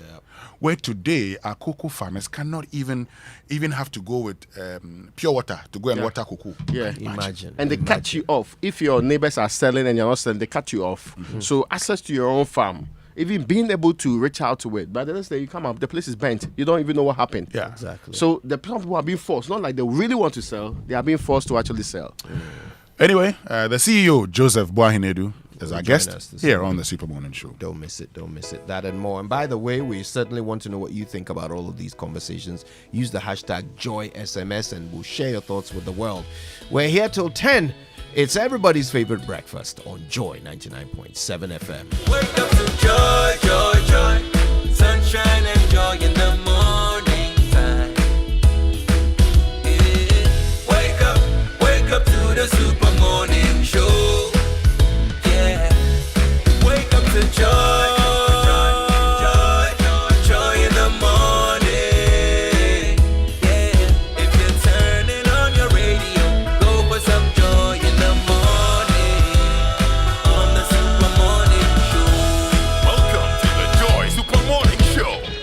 right, now don't forget to go to kingdomstoreonline.com and pick up the very best quality office essentials, equipment, furniture, and stationery from Kingdom Books. The prices are affordable. You can pay via Momo across all networks. Their delivery is fast, and if you're in Accra or Tema, you don't even have to pay for your delivery. Of course, that's a great benefit. Terms and conditions do apply. At Kingdom, quality and affordability are their hallmarks. Now, J&J, your reliable alternative backup power solutions provider, is 30 years old. Hooray! We wish to thank all our cherished customers and partners for being part of this all-important journey. As we embrace the future with brighter hopes, we look forward to providing you with the best backup power service to your homes, offices, churches, and more. We are still the largest backup power supplier in the country, and with over 24-hour service delivery, we are poised to give you the very best brands in backup power and after-sales services. Locate G&J in Accra off the Mortuary Road to Kolebu. Call G&J on 0302 689 178 or 0302 689 179 or 020-2222-204. In Kumasi, call G&J at 020-2222-236 or the very last number, 020-2222-220. And you have a game-changing, innovative business idea or project that can impact society? This is your moment. Total Energies presents the 4th edition of the Startup of the Year Challenge. This year, we're looking for 3 winners. The best entrepreneur, also known as the InnoVap winner, and the best project or innovative business idea exemplifying recycling and minimizing waste, the Cycle Up winner, and the best project promoting or relating to sustainable and affordable energies, the Power Up winner. And that's not all. 4 additional projects in the Power Up category will be selected by the international jury. Don't wait any longer. Apply now at startupper.totalenergies.com for your chance to win financial support, professional mentorship, and a spotlight for your project.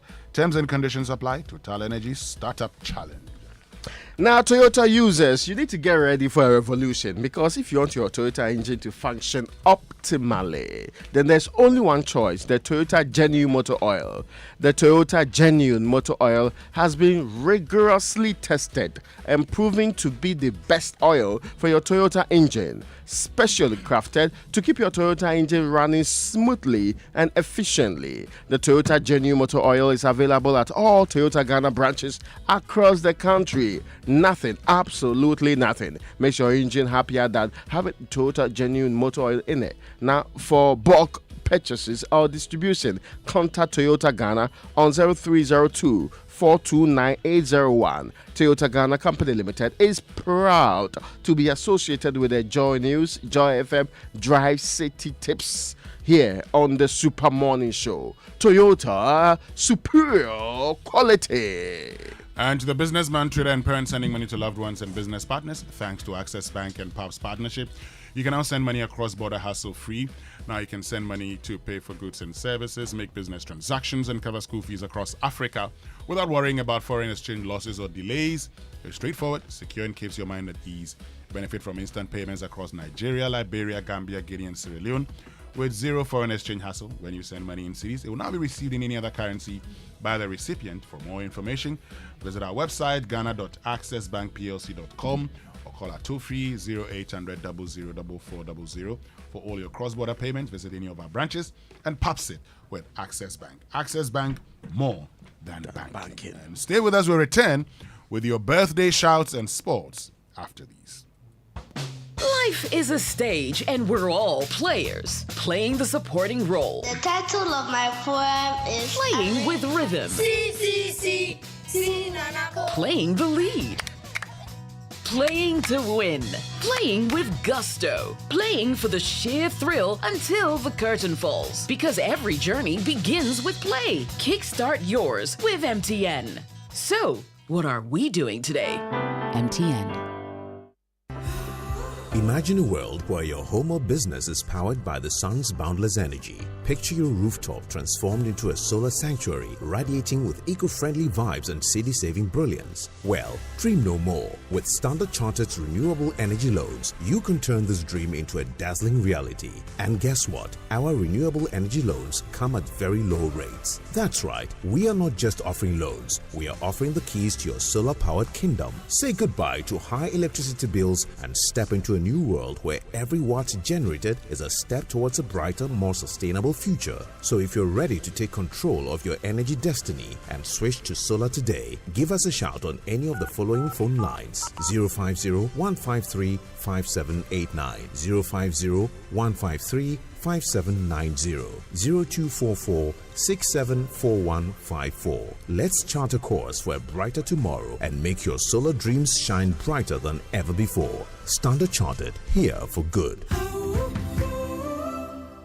Hey kids, get ready for an exciting announcement. Kidsville is bringing the fun to Spintex with the grand opening of our new branch near Noble House on June 15th, 2024. Join us for a day filled with laughter, games, and surprises as we celebrate the arrival of Kidsville in your neighborhood. We are offering an amazing 15% discount to all our wonderful patrons who grace the special occasion. That's not all. You get to meet your favorite celebrities who'll be joining us to make this day more memorable. From fashionable kids wear to exciting toys, educational games, balloons, and everything you need for the perfect party, be there on June 15. For more information and inquiries, contact us on 0274 066 666. Don't miss out on the fun, folks. Save the date and spread the word. Kidsville, where every kid's dream blossoms. You worked hard for your money, and DSTV gives you a whole lot more for a lot less than you think. Instead of one takeout dinner, how about treating the family to a whole month of the best entertainment with DSTV? From thrilling sports, blockbusters, captivating series, to entertaining kid shows, we have it all. Totally awesome. And with DSTV Stream, you can watch on the go. I'm here. Plus, you can choose a package to suit your pocket. There's a whole lot more to enjoy for a lot less than you think with DSTV. All right, birthday messages on the Super Morning Show are brought to you by MTN, everywhere you go. And Bank of Africa, the African bank with global reach. Bank of Africa, strong as a group, as close as a partner. Right. Now, so folks, imagine the world where... Whose birthday is today? I thought... no, relax. Sorry. Whose birthday is today? Yes, whose birthday? Could you ask his birthday was yesterday? This one says, happy birthday to Mr. Nicholas Taylor. You're the head of organization and strategy department, NAT headquarters. So happy birthday to you from your wife, Mrs. Taylor, Yvonne, Hager, Florence, and Abbas. Today is the birthday of Jerome Ochre. You know Jerome Ochre, Yes. right? He's a wonderful sports person. Yeah. He's a good Christian too, mostly Presbyterian. Yes. And his name is still in the books of the Presbyterian Church, Very unlike fantastic. somebody I'm looking at. Yes. Okay. This one says a happy birthday to Reverend Joseph Gama from Martin Kweku Bejra, the Honorable Member of Parliament. And this one, good morning. Today is my 14th birthday. Forgive me. Today is my 14th wedding anniversary. Oh, okay. And this is my message to my lovely wife, Rebecca Ajele Daphline Upoku Williams. The message is, people claim they have angels, but I have you and you're enough. And this is Kwame Upoku Williams saying this to his wonderful wife. Kwame, of course, is at Wilbeck Consult in Kumasi.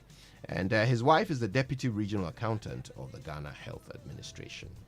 Quick one here. It says, happy glorious birthday to Edna Koshi McBruce, a.k.a. Auntie Koshi. God bless you beyond your expectations and give you all your heart's desires. Thank you for being the amazing and phenomenal grandma and mom you are. We love you to the moon. From Zoe, Liam, Ludwig, and Na Ajeli. Okay, can we get into the sports center then? Yeah, we can. And it's brought to you by MTN. Everywhere you go. Standard Chartered. Here for good. And DSTV. It's your moment. moment. So say goodbye to memorizing 1,001 short codes. You can now check your airtime, data, and Momo balance. Buy bundles with airtime all from your Momo wallet. Monitor your data usage and calls made. Access your MTN Momo account and so much more. All with my MTN app. Download my MTN app from the App Store or Google Play Store today and experience a super convenient way to do things you love on your favorite network, MTN. So, what are we doing today, Raymond? As folks imagine a world where your home or business is powered by the sun's boundless energy. I mean, picture your rooftop transformed into a solar sanctuary, radiating with eco-friendly vibes and city-saving brilliance. Well, dream no more. With Standard Chartered's renewable energy loans, you can turn this dream into a dazzling reality. And guess what? Our renewable energy loans come at very, very low rates. That's right. We're not just offering you loans. We're offering you the keys to your solar-powered kingdom. Say goodbye to high electricity bills and step into a new world where every watt generated is a step towards a brighter and a more sustainable future. So if you're ready to take control of your energy destiny, because Doomsday is still there, and switch to solar today, give us a shout on any of the following numbers now. 050-153-5789 or 050-153-5790. Or 0244-674-154. And let's chart a course for a brighter tomorrow and make your solar dream shine brighter than ever before. Standard Chartered, here for good. And here for sports. Welcome aboard to the Joy Sports Center with me, Victor Achutama. Coming up today, we'll tell you all about how Manchester United manager Erik ten Hag retained his job, Ronaldo's pre-Euros pop, and all things relevant today in the world of sports. But first, the Black Stars of Ghana announced second in Group I of the 2026 World Cup qualifiers following Sunday's Comoros' 2-0 win over Chad last night. Ghana behind Comoros on goal difference, but the two teams are tied on 9 points. The Black Stars revived their chances of qualifying for the Mexico, Canada, and the USA tournament with consecutive wins over Mali and the Central African Republic. Speaking after the dramatic 4-3 win over Central African Republic in Kumasi on Monday, head coach Otto Addo urged Ghanaians to be patient with his young team. Generally, we say Rome wasn't built on one day, so it takes time. Everything takes time, and hope that the Ghanaians give us the time to build, to work together. I know that the players, we have a lot of young players. They will grow, they will learn to adapt very, very fast. This is the key, to adapt very fast and then to take the right decisions in the right moments, to recognize situation and then to take the right decision in this moment. This is very, very difficult, but like I said, we have a very, very young squad, and they will learn and they will get better, and I'm very, very hopeful that it will be better the next day. Beyond those words, Otto also spoke about the mentality of the players after going in behind. Ghana trailed 1-0 at halftime against Mali and then came back to win by 2-1 with a 94th minute goal from Jordan Ayew. And then they were 2-0 down by halftime on Monday, but came back to win by 4-3 against the Central African Republic. Joy Sports' Daniel Cranton, who watched the game by my side over the Central African Republic, takes a look at the resilience the Stars are beginning to show. In as much as we witnessed the Black Stars struggle a bit in the Mali game and the Central African Republic game, their ability to still win those games despite the showcasing the problems, for me is a positive. And it's just something that you know that Otto Addo, as time goes on, will be able to fix. This is 2 times in these 2 games the Black Stars went down at halftime, and twice they came back and turned the game around. So look, you take it back 6 months ago, even over the past 2 years, the Black Stars, and we've spoken about the lack of character within the Black Stars setup, the fact that one moment of loss of concentration can just destroy everything that has happened on the day. We saw it at the World Cup, we saw it at the AFCON, but this time around they've shown that even in the face of adversity, they're able to show some resilience and come back and turn things around. The excellent Daniel Cranton with that on the Black Stars of Ghana. Now, after the game, Jordan Ayew was asked about the decision to leave out his brother, Andre, from the Black Stars squad for the 2 sets of games. But head coach Otto Addo opted to answer the question and said if Andre is to return to the team or not, that decision will be his. Let me talk for Jordan. It's his brother. Sure, he wants him to be next to him. But what will happen? It's my decision. It's our coaching staff decision, and surely as a brother he would like him to be next to him. But I have a responsibility for the national team, for Ghana, and I have to decide what is best for the team. And who knows? Maybe he's there, maybe not, but I don't know. Maybe I'm not there anymore in March. You don't know. So we don't know what happens. Well, last night there were some qualifiers across the continent. Here's Joy Sports' Abdul Karim Benin with the latest on the games that took place in the other groups. Former Black Stars coach Kwesi Appiah led Sudan to a 3-1 win over South Sudan and went top of Group B that also has Senegal. Ayoub El Kabi scored a hat-trick as Morocco trashed Congo 6-0 to maintain a 3-point lead in Group E. Cameroon were held to a 1-1 draw away against Angola but remained top of Group D with 8 points. African champions Cote d'Ivoire's perfect start came to an end as they were held to a goalless draw away to Kenya. In the same group, Aubameyang helped Gabon come from behind to beat the Gambia 3-2. Elsewhere, Rwanda won 1-0 away at Lesotho to sit top of Group C with 7 points, ahead of South Africa on goal difference, who themselves beat Zimbabwe 3-1. Abdul Karim with that brilliant report on the rest of the qualifiers. Let's circle back to the Andre Ayew situation, because former Ghana midfielder Derek Boaten believes the Black Stars captain, because he's not been stripped of the captaincy, will be back in the team. He says Andre's recent form at Le Havre is enough justification for him to return to the squad.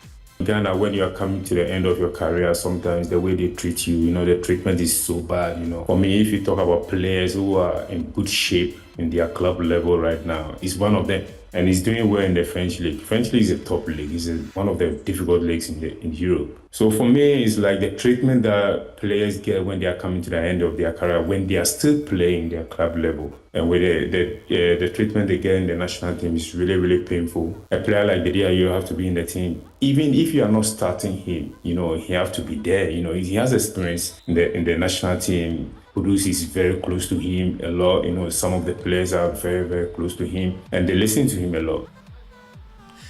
Well, let's move the conversation on to the Ghana Premier League, because Dreams FC will be looking to put themselves on the verge of safety in the league before the final games of the season, when they take on Real Tamale United later today. Dreams are just 1 point above the relegation zone ahead of today's outstanding match. Another side involved in the relegation dogfight is Kerala United. They sit 2 points above the danger zone ahead of their final game of the season away to Mediama Sporting Club. Here's head coach and former national goalkeeper Abukari Damba. The most important thing was to get the result that will keep us competitive and keep us alive. And I think we just did the needful against a very competitive side. And we did indicate these are worthy GPL winners. And of course, you could see the kind of football that they played on the pitch. They exhibited a lot of quality in them. But with the kind of intensity, the kind of commitment, the kind of character that my players did exhibit, showed that they really wanted to win this game. And I think the needful was done. So you heard from Abukari Damba speaking just after Sunday's win over Samatex 96. Women's football next, and Azaka's ladies forward Mukarama Abdullahi is thrilled to have won the Women's Premier League title after 2 years out with injury. The 21-year-old scored her 11th goal of the season against Ampemdakwa ladies in Saturday's final, making her the second highest scorer in the Women's League. Right now, I'm so happy. I'm so proud of the team and myself. Looking back to how we struggled the second round and getting to this point, I'm so proud. I couldn't be proud. I don't even have the words. If I'm ever been ungrateful, I'll let you forgive me, because my congratulatory messages has been really since the year started, and I'm so grateful. Yeah, Mukarama Abdullahi still collecting the congratulatory messages. In England, Erik ten Hag will remain as Man United boss following a post-season review by the club's board. It is understood they are now talking to the Dutch manager about extending his contract, which will enter its final season from the 1st of July. United instigated their review immediately after the FA Cup final triumph over Man City. Ten Hag's compatriot and former Man United coach Louis van Gaal believes he deserves more time. Now, Erik is winning the FA Cup and the first year also Champions League. So I don't think you have to sack him. He needs more time. But I can also be more critical. He has not done it fantastically. No, you can be with a lot of criticism, but he has also shown that he is a good manager. You heard from Louis Van Gaal speaking about Erik ten Hag. Now, still in matters relating to Manchester United, former striker Cristiano Ronaldo scored a fine double as a classy Portugal side signed off before Euro 2024 by comfortably beating the Republic of Ireland in Aveiro. João Felix opened the scoring for a matching Portugal side in the first half, curling home after the host cut the Republic out with a short corner. Ronaldo then fired an unstoppable effort into the top corner early in the second half and doubled his tally with a sweeping finish on the hour mark. It was a perfect send-off for Roberto Martinez's side in their last warm-up game before Euro 2024, which they begin their campaign against the Czech Republic on the 18th of June. And in the Joy Sports Center, before we go, let me say happy birthday to you, Jerome Ochre. Thank you very much, Victor Chutamaklo. So Ronaldo will not grow. The guy still going like strong. Fine wine. Yeah. He keeps growing stronger and keeps getting better. And that was his 130th goal in international football. There's more to come. But before I go, this is from the communications director of the Ghana Amateur Boxing Federation, Jojo Efson. He says special birthday to his only sister, Mrs. Alice Sergius Hyde, mom based in Texas, USA. Happy birthday to you. Great. Thank you very much, Victor Chutamaklu, for joining us with the latest in the world of sports. Still live here on the Super Morning Show on Joy 99.7 FM. And let's get interactive this morning. We've told you that we'll be joined by the CEO of the Ghana COCOBOD, Joseph Boahen Aidoo. Got some questions for him? Why don't you join us on X? Use the hashtag JoySMS. And then on WhatsApp, 055-1111-997. Social media messages on the Super Morning Show brought to us by Rapinol when the pain is too much to bear. Grab Rapinol from Danex Iton Starwin PLC. Rapinol, the rapid pain reliever.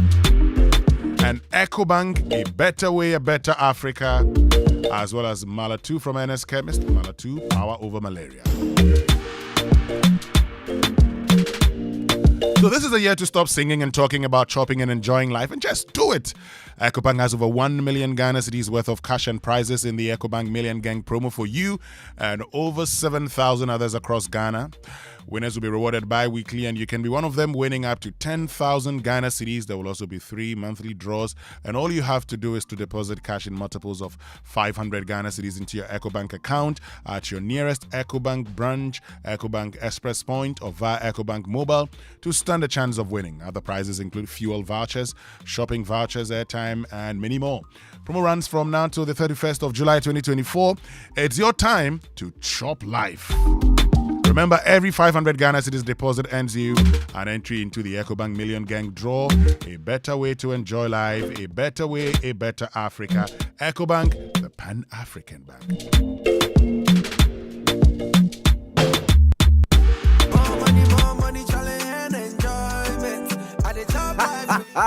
We not say problem day, but you for chop life. Simply deposit cash in multiples of 500 Ghana cedis into your EcoBank account at your nearest branch, Express Point, or through EcoBank Mobile to win your share of over 1 million cedis in prizes in the EcoBank Million Gang promo, EMG. Be one of over 7,000 people to be rewarded. Hey, my God. Yes, so over 7,000 people go chop soft life from May to July 31, 2024. Be an EcoBank customer or be square.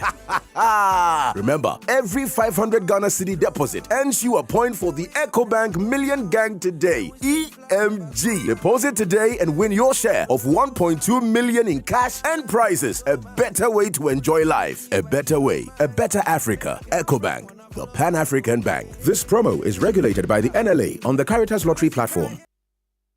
Auntie T, abeg, fix me go betete Ghana. No garri, no oil, no plantain, just beans then eggs. Hey, bruh, that be dangerous combination, no? Problem no day. I fit handle am. For Telecel, we the Bob say everybody gets what they like. That be why Made For Me bundles day. Based on your usage, you fit get your own data and call packages. Fala! Made For Me bundles like the way you the want them. That *530#, then buy Made For Me bundles today. Telecel, connecting energies.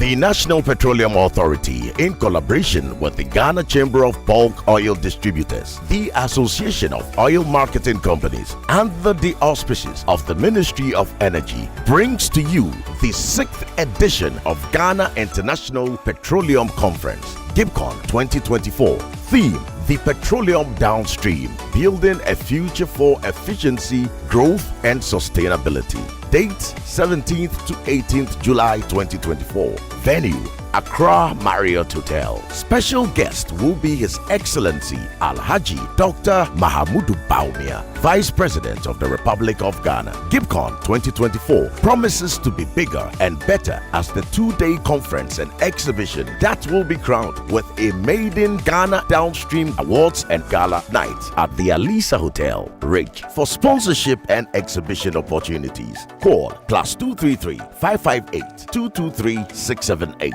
+233 540 121 426. For registration and participation, visit www.gipcon.com.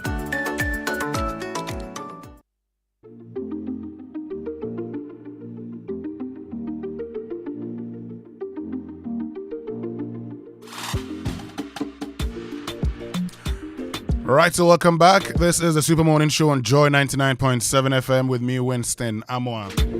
And big stories brought to us by Telecel, connecting energies, latest foam, your partner for life, and Equity Health Insurance here for you. So Telecel says, look, you're about to have the world at your fingertips because the wait is finally over. Telecel is here. Now you have everything you want and need: quick and reliable communication, stress-free money transactions via Telecel Cash, transforming your big business ideas into success stories with Telecel Business and more. Connect with Telecel and enjoy a world of endless possibilities, because with Telecel, there's no limit to connections. Telecel, connecting energies. But you just picture this: you're lying in bed after a long day seeking comfort and relaxation, but instead you're met with a mattress that sags beneath you, a reminder of shortcuts and compromises. Your comfort and well-being should never be compromised. That's why we at Latest Foam prioritize quality above all else. Step into our showrooms and experience the difference for yourself. Our high-quality mattresses and furniture are crafted with your ultimate relaxation in mind. Picture waking up refreshed, rejuvenated, and ready to take on the day. That's the Latest Foam promise. Invest in your well-being, choose Latest Foam. Otherwise, you did to yourself. Latest Foam is your partner for life. Visit us today and sleep better tonight. Call us on 0302-2311-55262 or 0322-008499 or visit us online, latestfoamghana.com. But you know, in today's competitive business landscape, a healthy workforce is the foundation of success. That is why we've designed our corporate health plans to empower your employees and enhance your organization's performance. With Equity Health Insurance, you're not just investing in insurance, you're investing in the future of your company. And our plans are tailored to meet the unique needs of your employees, providing comprehensive coverage and incomparable benefits. Our commitment goes beyond paperwork and premiums. At Equity Health Insurance, we stay with you all the way. Call us on 0501 515 124 or 0506 607 910, and let's serve you better. Equity Health Insurance, here for you. Now time for the Joy Business Minute, and it's brought to us by Consolidated Bank Ghana, CBG. We stand with you, and Anointed Electricals, the generator experts. Hello, welcome to the Joy Business Minute, brought to you by Consolidated Bank Ghana. We stand with you, Anointed Electricals, the generator experts, and Waikari Capital, together towards tomorrow. Government has reached an agreement with bilateral creditors on terms for restructuring the over $5 billion debt, a move expected to pave way for IMF board meeting to disburse second tranche funding by the end of this month. President Akufo-Addo is today joining other African presidents to kickstart discussions on how to improve trade in the region. The Bank of Ghana has stepped up its dollar support for the market. The central bank had been off the market for a while, a development that is said to have contributed to the current pressure on the local currency. And Elon Musk has unexpectedly asked a California court to withdraw a legal case against OpenAI and its boss Sam Altman, which accused them of abandoning the firm's founding mission of developing artificial intelligence for humanity's benefit. And that's the Joy Business Minute, brought to you by Consolidated Bank Ghana. We stand with you, Anointed Electricals, the generator experts, and Waikari Capital, together towards tomorrow.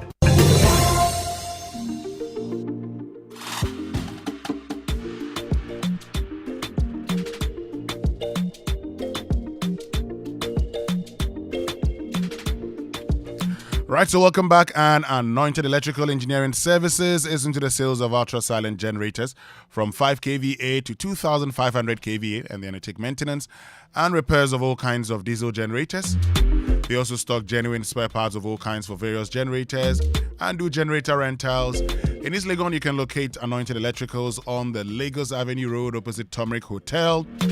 In Tema, on the Tema General Hospital Road, Community 9, just after the overhead. And at Odoko, where they have their head office, number 77 Anointed House off the Odoko Malam Road. And they have branches nationwide. Anointed, the generator experts. Contact them on 0243480334. And this morning, we're joined by the CEO of the Ghana COCOBOD, Joseph Boahen Aidoo, joining us right here on the Super Morning Show. So, look, in the course of his tenure, we actually produced some 1 million metric tons of cocoa. Yes.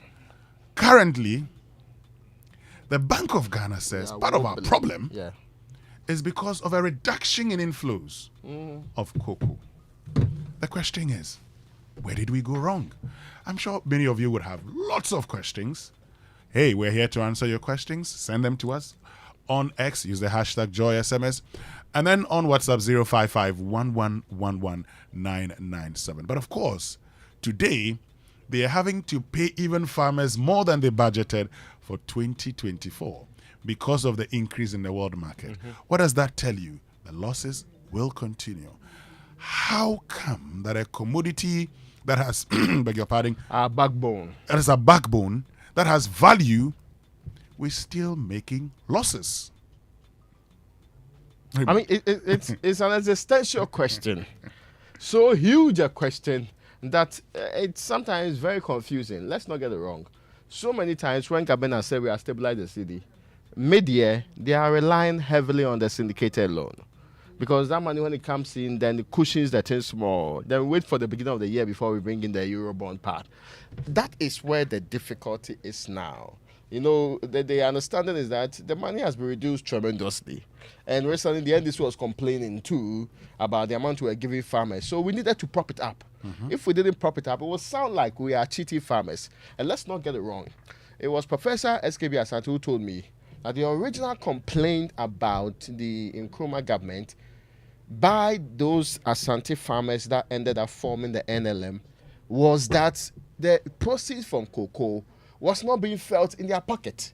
They were being cheated compared to what they have been told, at least in the circulars, about what people are paying elsewhere for it. I hope you get the difference. Yeah. So any attempt to make farmers feel that they're not getting enough, or they are being shortchanged, or they are not, what they are getting is not reflecting the reality on the ground, creates some, not animosity per se, but some differences. Which will mean that's why some of them says, why are we even selling to government in the first place? There was some time you had a cocoa health and education and extension or so service before, a division which was particularly targeting farmers to help them. In fact, we even had a project in times past. Yes, no scholarship needed. So now we have free SHS. So, and if we use the law to entrench free SHS, we don't need cocoa scholarship. But that's aside the point. The other important issue is that farmers had raised concerns that let us go and sell to whoever we want to sell to. So if we are selling to the people we want to sell to, we can get the money that we want so that we will not be in the corner of you doing the things. And government's response is that we help you. We have tried replacing old cocoa trees. You remember the report that said that the average cocoa farmer was 54 years? Yes. I know that I have age mates who are farmers, but I do not have age mates who are cocoa farmers. For the record, yes. Yes, I know I have age mates who are farmers. Yeah, especially now they are going to all the other areas. But as for cocoa farming, it's still being dominated by a certain group of people. Yeah. And there are no plans, if this is still what we want to consider as our savior, to do further extension of it, to make the farmer the richest man in the country, mindful of what cocoa does to us. So that is also a problem. That is why we predominantly have the difficulty with expansion. And now it's become, there was a time that there was even cocoa fighting with rubber. Yes. It's still fighting with rubber. Oh, I see. It is. I mean, I thought that fight was over. No, it is. Because there is a threat to that cocoa tree wherever it finds itself nowadays. Now, Galamsey is the newest threat. Galamsey is. Because you see, let me just take you back a bit. Years ago, it was fighting with rubber. Yes. And this is the reason it was fighting with rubber. Because at the time, the Ghana Rubber Estate Limited, GREL for short, actually paid farmers to cultivate the rubber. That's true. So while you're cultivating rubber, you're being paid. Yeah. Now, when you actually harvest the rubber, you also paid. So it made a lot more incentive. It made a lot of economic sense going into rubber. So you had farmers cutting down their cocoa trees. Yeah. I mean, I come from the Western region. I see this all the time. Cutting down their trees. And I've had people even advising me, to get into rubber plantations. Then came galamsey. Because today, galamsey has destroyed the environment. And today, it's actually more expensive maintaining a cocoa farm. There is something that my friend says that it should not make sense that the gentleman who sits at COCOBOD in Accra is richer than the farmer who's producing the product. I mean, yes, sometimes we do the cocoa versus chocolate comparison, but I think the comparison really should be the gentleman who sits in Accra, who is just an administrator or whatever grouping, cannot be richer than the cocoa farmer who is every day tilling the land and getting the results out of that. When it sounds that way, they're also human beings. Look at options available to them. And they think that, oh, well, if for 2 generations my father was a cocoa farmer and he has not been so prosperous, what makes you think that I should venture into the same thing? But we should have, if we have no plans of not only adding on or replacing cocoa as a mainstay in this republic, we should be able to expand it in ways. What is the vision? Which direction do you want to take cocoa farming? Okay, now, I want to talk about the chocolate and the other things, but we know CPC is a perfect illustration of our chocolate industry, right? Yes. We put together a cocoa processing company, an industry with the foresight that we are not only going to be, as in Kuma would say, hewers of wood and drawers of water. We are not only going to produce the beans, we are going to transform it into the final product so that the value of the product will go very high, as we always say. Now, every week, we hear one demonstration or one complaint from the CPC. Yeah, I know others are also doing some cocoa products here and there. But that vision was to not make every single being lead this country. Was to make a chunk of them being transformed to what we wanted as a people. We started from somewhere. But it looks like along the line, we got so comfortable with just loans and sharing the money in the loans and then doing the things and not necessarily reaching the goal. What is stopping us from reaching our ambition? What is stopping us from reaching our ambition? What is the main objective or goal of COCOBOD? Yeah. COCOBOD is to produce cocoa, but COCOBOD engages in future trading of cocoa all the time. Because COCOBOD consistently thinks about the foreign exchange. So this is the thing. COCOBOD is actually thinking about how they can rake in more dollars for the country. Because since the 1993s thereabout, the cocoa syndicated loan has become a main feature of our economy. And the cocoa syndicated loan has become that part that actually helps us shore up the Ghana cedi's value. Now that Eurobond is not coming crowd there, it has become the only feature. You see? It's become the predominant one.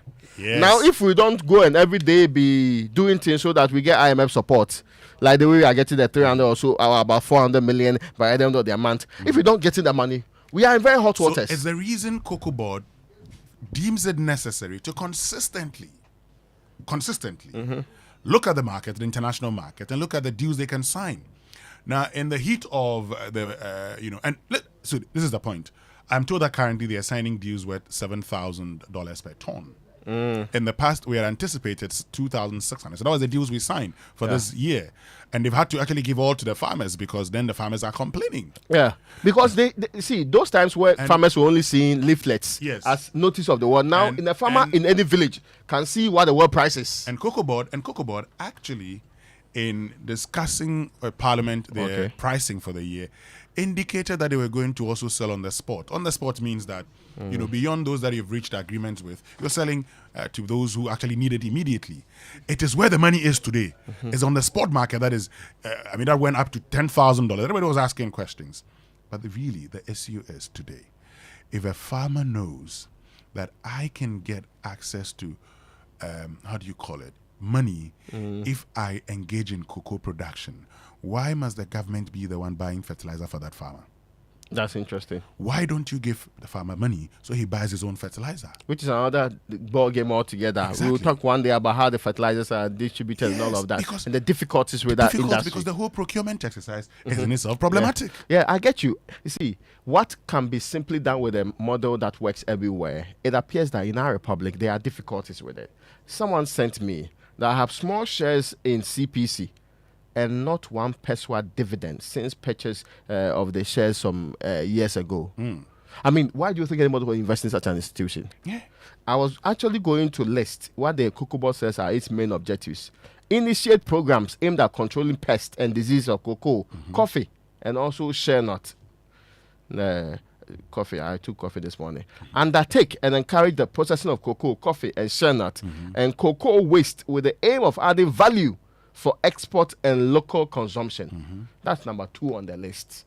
Number 3, undertake, promote, and encourage scientific research aimed at improving the quality of cocoa, coffee, shea nut, and other tropical crops. Regulate the internal marketing of cocoa, coffee, and shea nut. Secure the most favorable arrangement for the purchase. The most favorable is the key word there. For the purchase, grading, and sealing, certification, sale, and export of cocoa, coffee, and shea nut. Purchase, market, and export cocoa and cocoa products. Listen, purchase, market, and export cocoa and cocoa products produced in Ghana, which is graded under the Cocoa Industry Regulations Consolidation Decree 1968 NLCD 278, or any other enactment as suitable for export. Assist in the development of the cocoa, coffee, and shea nut industries in Ghana. Now, say Ghana, where is the industry? Question, very important question we'll put to Joseph Boahen Aidoo when he joins us here on the Super Morning Show. Stay with us, we'll be right back. Hey, Cashman. Yeah. Don't you know Nana has assembled all of us and you are here making calls? My generator is spoiled too. So I'm calling a renowned Ghanaian company with an excellent track record in the sales and repairs of generator sets in Accra to come and repair for me. Is it Anointed Electricals? Yeah. Anointed Electricals deals in quality and genuine generators with high fuel efficiency. We also rent generators. They sell quality generators from 10 kVA to 2,500 kVA. They have spare parts of other generators and can repair every faulty generator set even if you didn't buy from them. Look, now we don't have any electrical problem in Accra. How? Because Anointed Electricals is right here at East Legon, Lagos Avenue, opposite Tomric Hotel. And that's why Nana is calling us. Okay. Yes. If you want to buy a brand new generator or repair the old one, visit Anointed Electricals. Or if you are within Accra, call our hotline 0246 423 534 or call 0243 480 334. They have qualified and dedicated men on 24-hour after-sales service. Then let's go and listen to Nana. Let's go. Gosh, after giving you the hint, won't you give me anything? Anointed, the generator experts.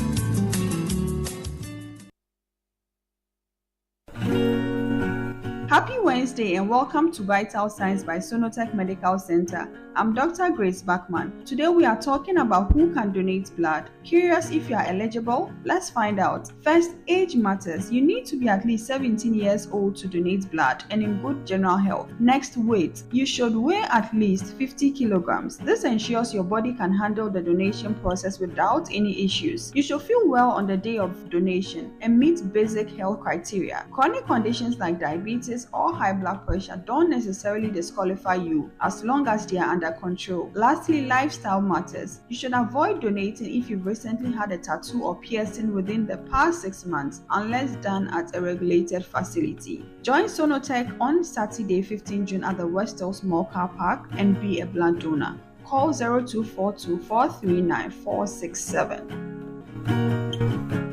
ACE Events Management UK presents the 30th anniversary of the Water Africa and West Africa Building and Construction Exhibition and Seminar from June 26 to 28 at the Accra International Conference Center. The event offers a unique opportunity for companies worldwide and locally to showcase their products and services in the water, sanitation, housing, environment, and construction sectors. Attendance is free. The exhibition will complement a 3-day seminar covering vital topics on water and sanitation, building and construction, and a CPD course and workshop by Professor Bob Ando. Attendance to the seminar and exhibition is entirely free. For more details, visit www.aceevents.com or call 0556 304 521. Thank you to our sponsors: Syntex Tank, Herring Connect Tunneling Services, Polytank, Aquagrow Limited, Water Resource Commission South Africa, and Aquagrow. Ministries of Sanitation and Water Resources, Works and Housing proudly endorse the event. Media partners: Joy News, Joy Business, and Ghana Web.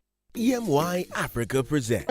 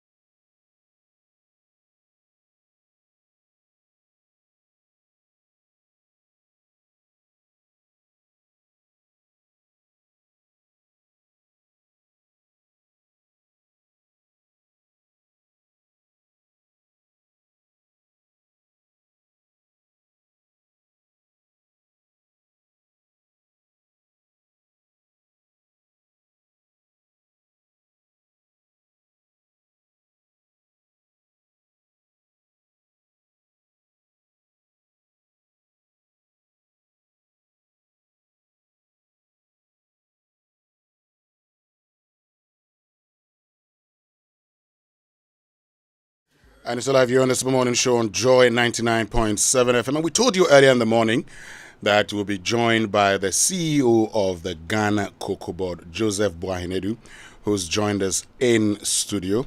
We're having a lot of conversations. We'll talk about what he believes as, most significant achievements. We'll also, focus on some of the milestones. But of course, most importantly, we'll talk about the challenges and what the responses have been.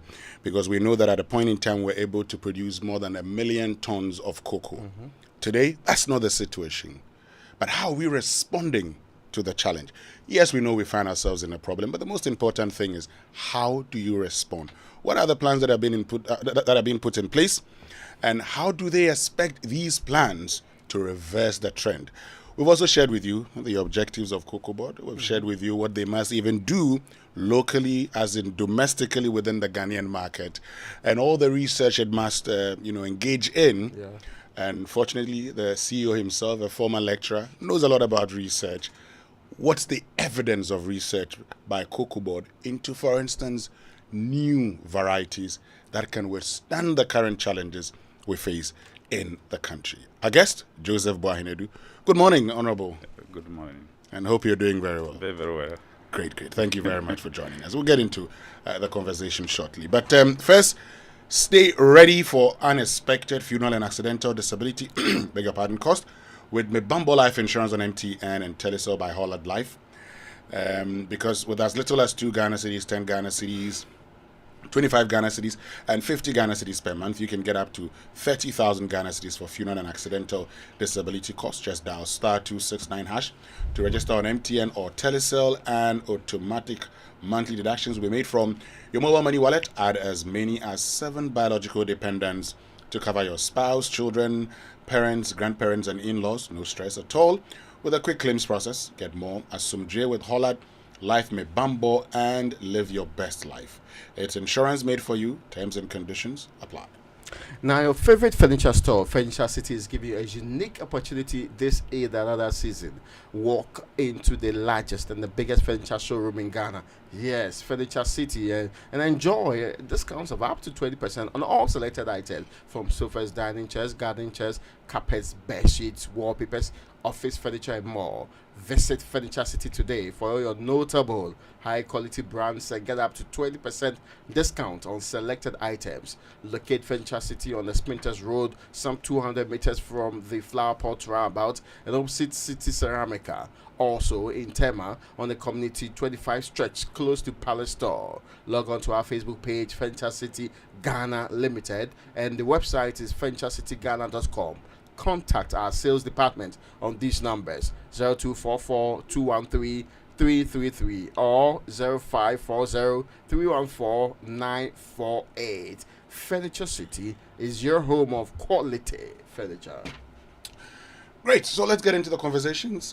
Joseph Boahen Aidoo, who is the CEO of the Ghana COCOBOD, is our guest this morning here on the Super Morning Show. And we're having a conversation about a product that many of you know. A product that in every year we'll have a conversation about it, because we'll look forward to the loan for its purchase, what we've termed Cocoa Syndicated Loan. It's actually become a tool for helping the Ghana city. But of course, for some of you, you're not even spared in the domestic debt exchange, because your cocoa bills also affected. And you may even have concerns about that. But today, let's focus on the plants. Let's focus on that product. Honorable Boahen Aidoo, how's COCOBOD doing? It's been 7 years as CEO. What would you say have been your significant achievements, major milestones that you've achieved at COCOBOD? Thank you very much. We've achieved a lot, but I must say that our greatest achievement has been with the rehabilitation of the cocoa sorghum shoot virus disease farms. It was a fundamental structural problem, decimating almost the entire cocoa landscape. Once upon a time, Brazil is the second leading producer of cocoa. But Brazil was hit by what is called the witch broom. and lost everything, making Brazil to become an importer of cocoa. That was what was happening to the cocoa industry in Ghana. When we assumed office in 2017, we realized that the disease had taken almost about 17% of the productive cocoa area, largely in the western north, the northern part of the western region, that the Sefi area. In total, the Sefi area has over 300,000 hectares of cocoa area, and more than 200,000, that's 2/3, had been affected by the disease. This disease had no cure. There's no chemical remedy to it, and research since 1936 to date had proven that there's no remedy. It's a virus. Okay. So the only solution is to cut the trees and then replant. And when we came in, we felt there was a need to do that, because left to the farmers alone, no farmer in Ghana on his own or her own could do that. So we have to intervene with state support. And I must say that the results have been very significant, and is our greatest achievement to save the industry, at least to give hope to the Ghanaian cocoa farmer, and also to tell the world that we have some kind of solution to the problem. Okay. So it's our greatest achievement. Any other achievement that you talk about? Yeah, But even before then, Yes. we know that the cutting out method is not a new method. We've always used it, isn't it so? Yes. The cutting method is not new, but the point is that farmers could not do it. You remember in the previous administration, before we came, on yearly basis, the president will go to parliament and announce that, the NDC time, to announce that COCOBOD was generating 60 million seedlings.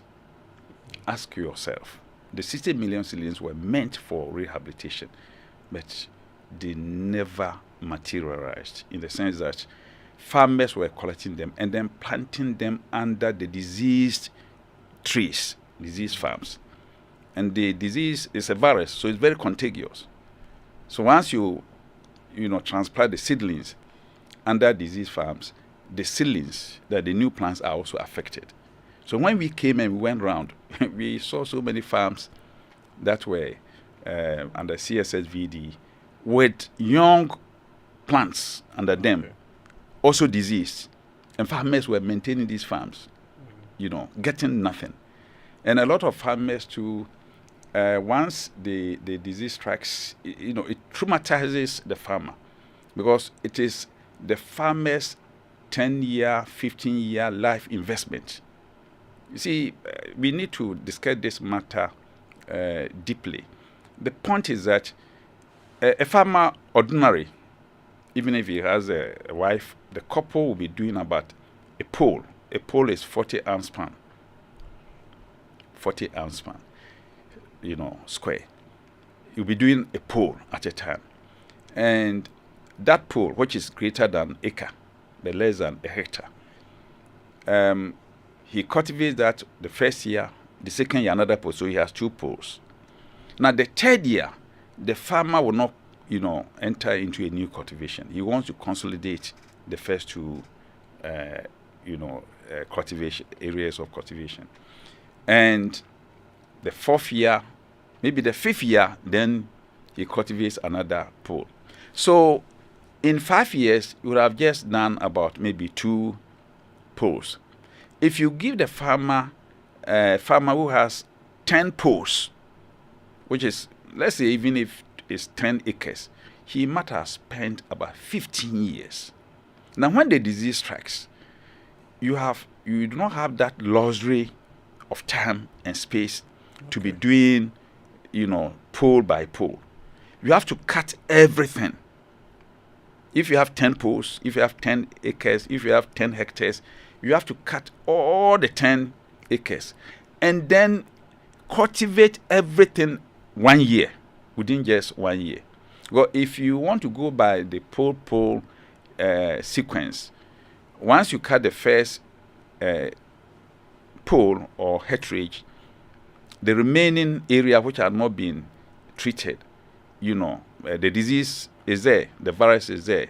So the area that you've treated will be reinfested by just the movement of the disease to the new cultivation. So if you want to clear it means the entire area of your farm, if it's 20, 30 acres, you have to cut everything within 1 year. Imagine cutting 30 acres, 20 acres, even if it's 10 acres, not just the cutting and treatment, but the investment, the planting materials. You need plantain to give it the shade for all the cocoa to grow.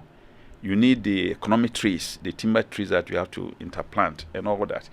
So, and then the labor cost. So your 10-year, your 15-year labor cost had to be applied within 1 year. Your planting material for, let's say, 10 years will have to be applied within 1 year. And no farmer can do that. And that is what actually constrained the entire process. The other aspect had to do with land tenure. If you were a tenant farmer, and most of these cocoa farmers are tenant farmers, they've migrated, to acquire land from landowners, and their rights to the land, the security of tenure, is tied to the cocoa tree being live, the roots being there. Once they cut the trees, it means they forfeited their rights to the land. And that was also a challenge. So we looked at all these, a lot of thinking went into it. And then we realized that if you leave it to the farmers alone and supply them just with seedlings, no farmer can do that. And thanks to our president, he actually supported us to go to the AFDB. We secured funding. And then that's what actually enabled us to do the rehab. So in the rehabilitation, COCOBOD takes up every cost investment. The cutting, the treatment, the material for the planting. I'm saying that your 10-year life investment, you have to apply it 1 year. So the cutting, the planting materials, we provide the plantain suckers, and then the cocoa seedlings, and then the timber or the economic trees. Everything is done by COCOBOD, and then the planting and maintenance done by COCOBOD. We hire for all these to be done free of charge for the farmers. And we also do compensation, because in the first 6-8 months, the farmer, we are cutting everything. So even if he was getting something which was not significant, however insignificant that was, he was making an earning. Once you cut all the trees, it means he's deprived of every earning. And for that reason, we were giving compensation. So it's this compensatory, rehabilitation program that has enabled us to bring to life, rejuvenate a lot of these disease farms, giving us hope. Talking about giving us hope, the evidence today may not support the hope that you talk about. Today, even the Bank of Ghana says losses within cocoa production is a major factor to the challenges that we're going through. I just want you to tell us, what you believe were the primary contributing factors to, the losses you've recorded in years such as 2012, 2013, 2017, 2018, and the ones we're experiencing currently. Well, 2012, 2020. You are not there, yes. But I want to talk about 2017 coming. Yeah. When we assumed office in 2017, the price of cocoa has collapsed at the international market. If you check, and anybody at all can check, around June 2016, price of cocoa was over $3,000 per ton. The international market. And the farmer was being given 7,600 Ghana cedis per ton. That's what the producer price. The producer price, the farmer's price in Ghana is greatly, influenced by the terminal market price at the international level. Now, 2017 January, price had collapsed by 30%. Price of cocoa at the international market was around $2,080. In 2018, price of cocoa on the average was $1,850 per ton. And with that, you have to decide, because you've come to meet a price that was determined. The producer price was actually announced in October 2016, before the elections. And at that time, price of cocoa, had already, at the international market, had already given a certain average price to determine the producer price. And just as I explained, price of cocoa was around $3,000 at the international market. The farmer was giving $7,600. Then we came, the price at the international market had declined, plummeted by 30%. But you always engage, in future trading. So I will explain that. Yes, so how does that affect you? Yes, go ahead. 30%.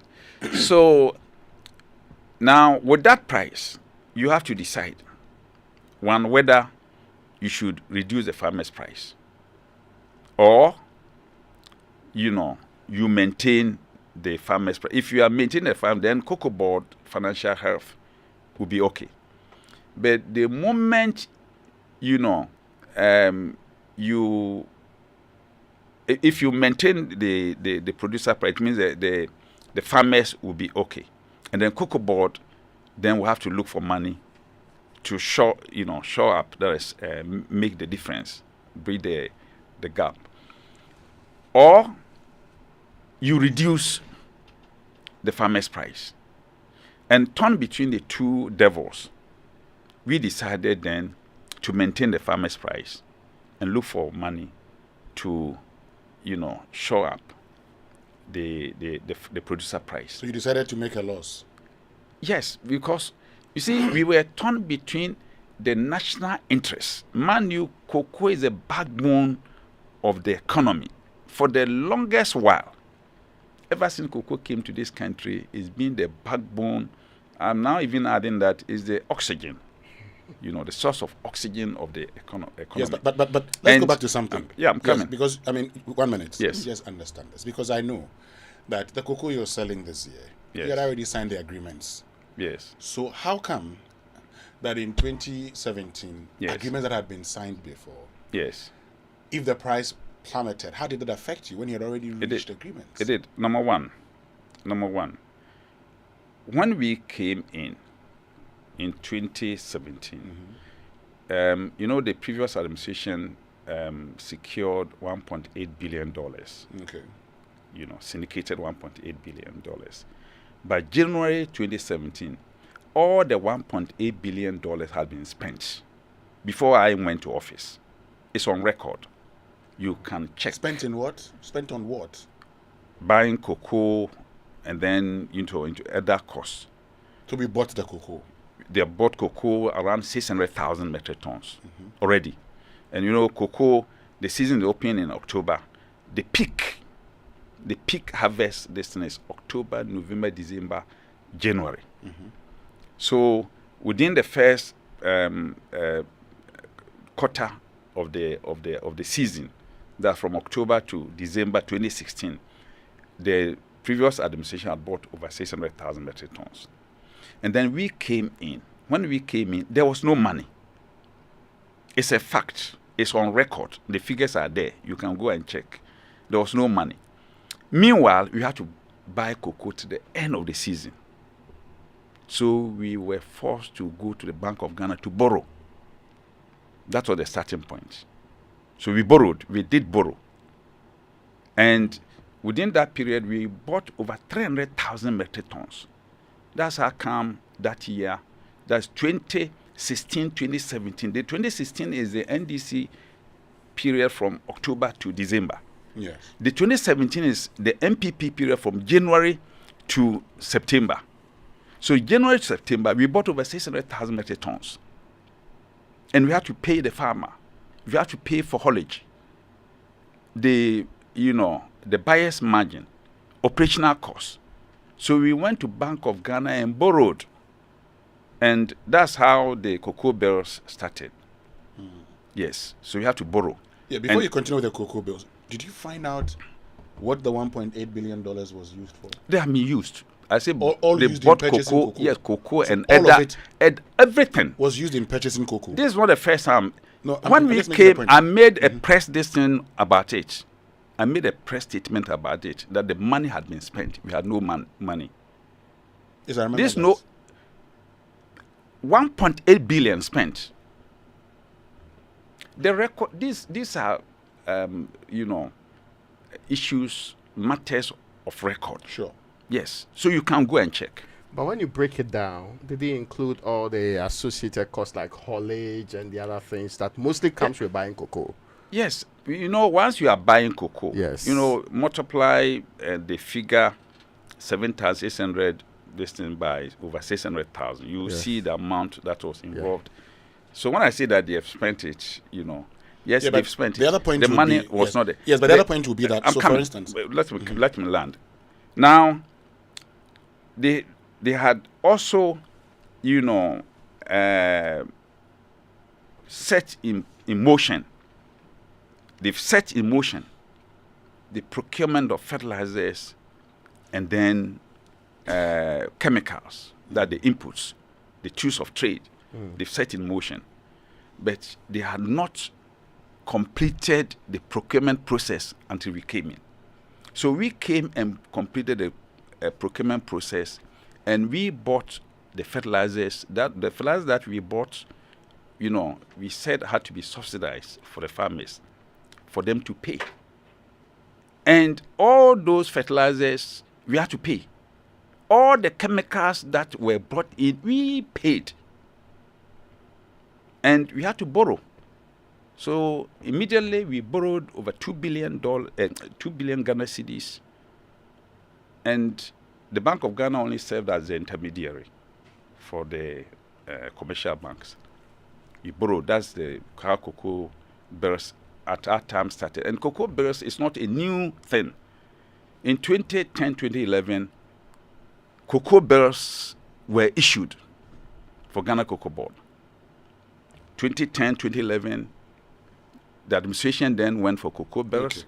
2012, 2013, up to 2013. So and we came and inherited that, all those cocoa bills. So cocoa bills is nothing new to, the administration of COCOBOD.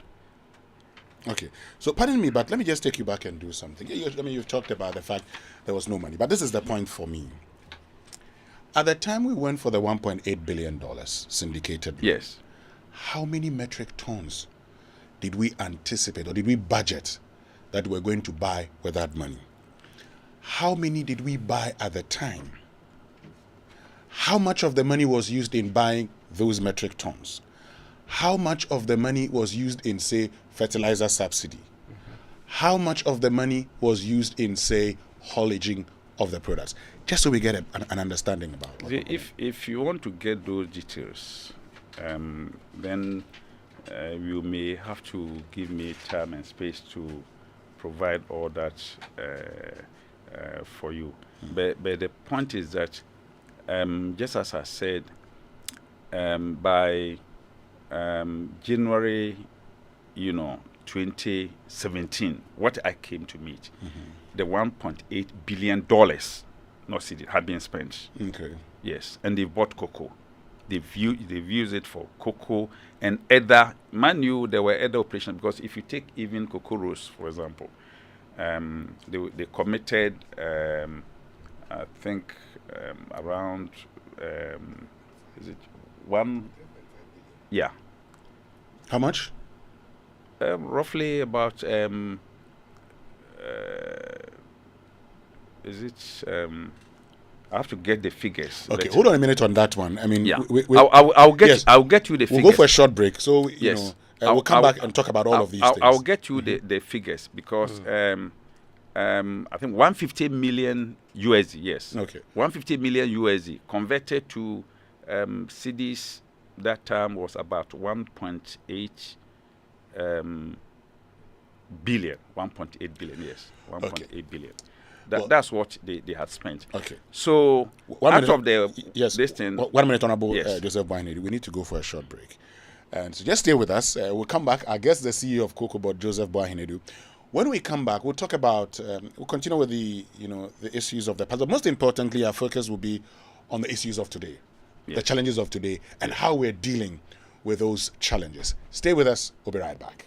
EMY Africa presents the EMY Africa Expo 2024 from the 14th to the 16th of June at the Accra International Conference Center. An exciting 3-day premium expo showcasing businesses, products, and services together with integrated consumer experiences and entertainment options. Prepare to encounter a weekend-long extravaganza that caters to every desire and necessity of the modern person, from sports to food, beverages to travel, automobiles to arts and culture, health to fashion, and everything in between. Booths are available for prospect vendors to showcase and sell their products and services. Take advantage of the ample opportunities for networking and business expansion. Visit emyafrica.com to register and secure your booth now. Call 020-201-8870. Email sales@emyafrica.com. The EMY Africa Expo, a premium marketplace.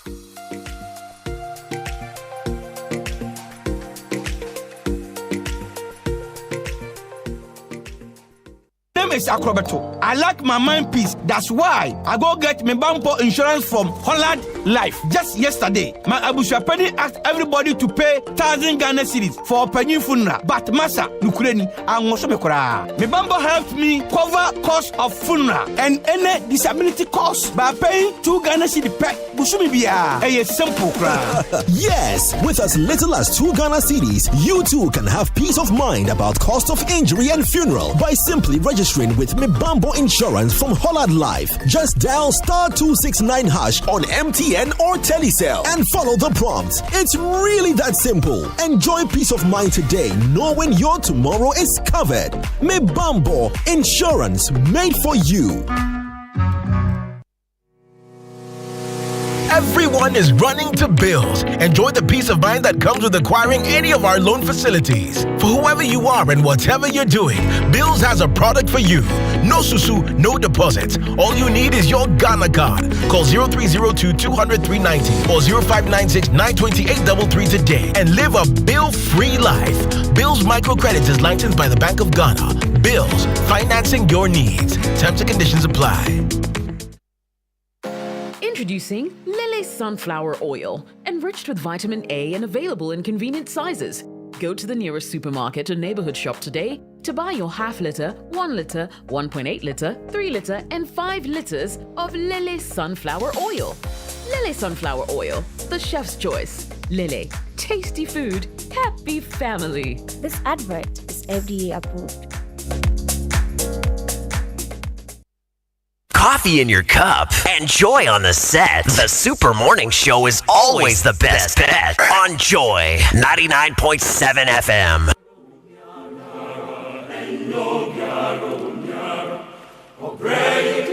Coffee in your cup and joy on the set. The Super Morning Show is always the best bet on Joy 99.7 FM.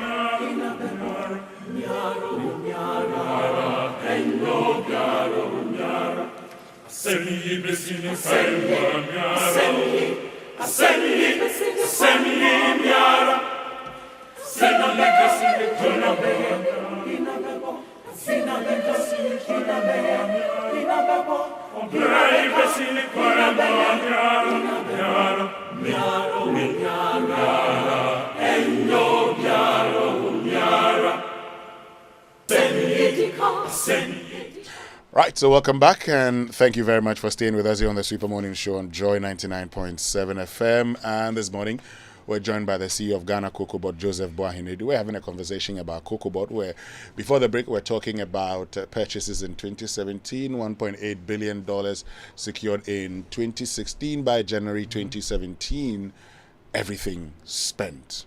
And then they had to borrow some $2 billion in what you know now, cocoa bills. We asked a very simple question. I'm sure Honorable Joseph Boahen Aidoo would answer that one. But first, do you need to hit the road in style? Look no further, whether it's for a weekend getaway, business trip, or just cruising around town. We've got the perfect wheels for you at Avis Rent a Car Ghana. At Avis Rent, we pride ourselves with making your experience seamless from start to finish. We have a wide range of vehicles to choose from, including sleek sedans, spacious SUVs, buses, and pickup trucks.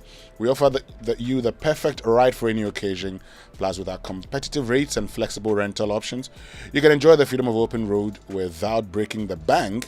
Contact Avis Rent a Car on 0302 761 752 or 0302 761 751. Email rentacar@avisghana.com.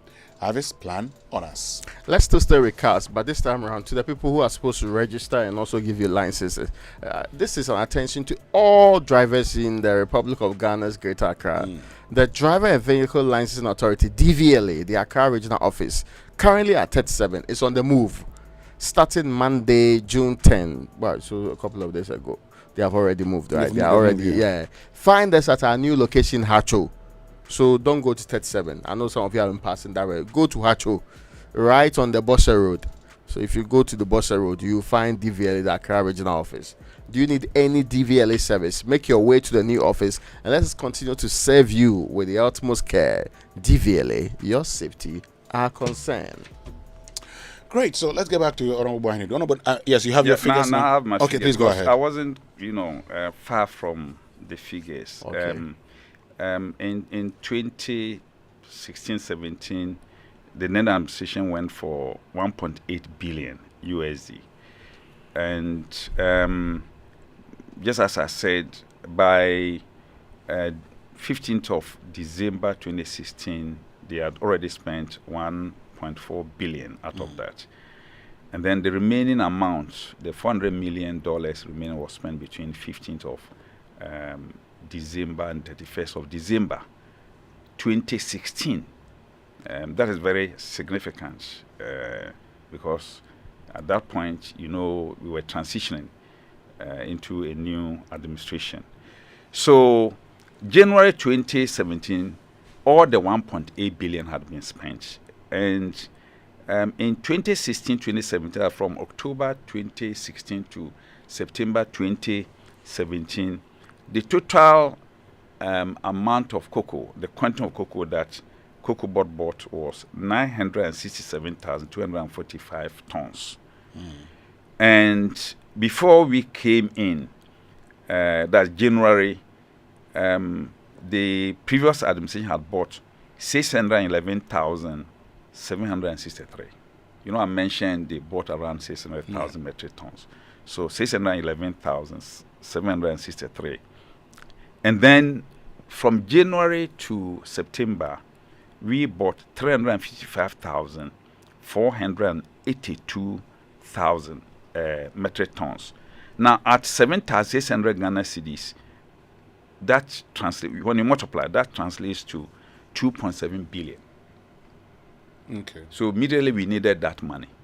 That's just for purchasing cocoa from farmers. So in effect, the syndicated loan could not purchase cocoa throughout the period. In totality. And it doesn't even happen so every year. You go for the syndication by, you draw the first tranche, maybe second, third tranche by December. You might have spent everything, depending upon the crop size. And I must say that time, the crop size by December was appreciable. Because once you do 600,000, it was appreciable. Okay. And so they have spent the money on that. And then cocoa rose, I've checked, the cocoa rose 150 million USD.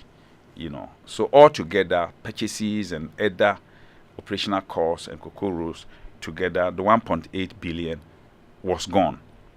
And we have to then look for money to continue purchasing cocoa. And that's what, drove us to first take first 1.04 billion and then another 1.128 billion.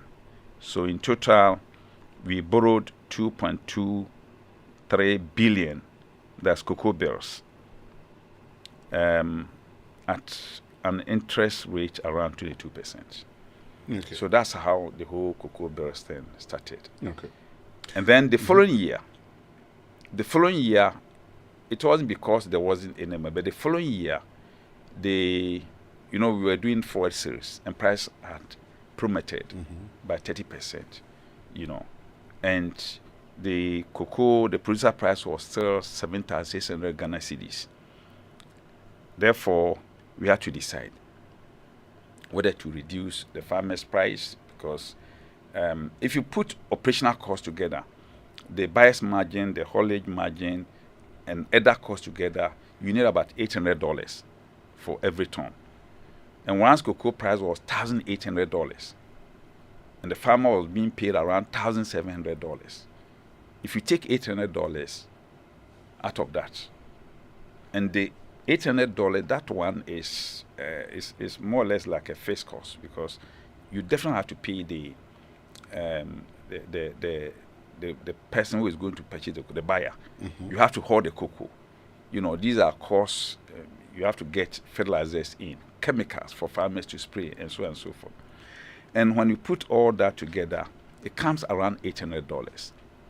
So if price of cocoa is around $1,800, the moment you take out the operational costs, what is left cannot support the industry.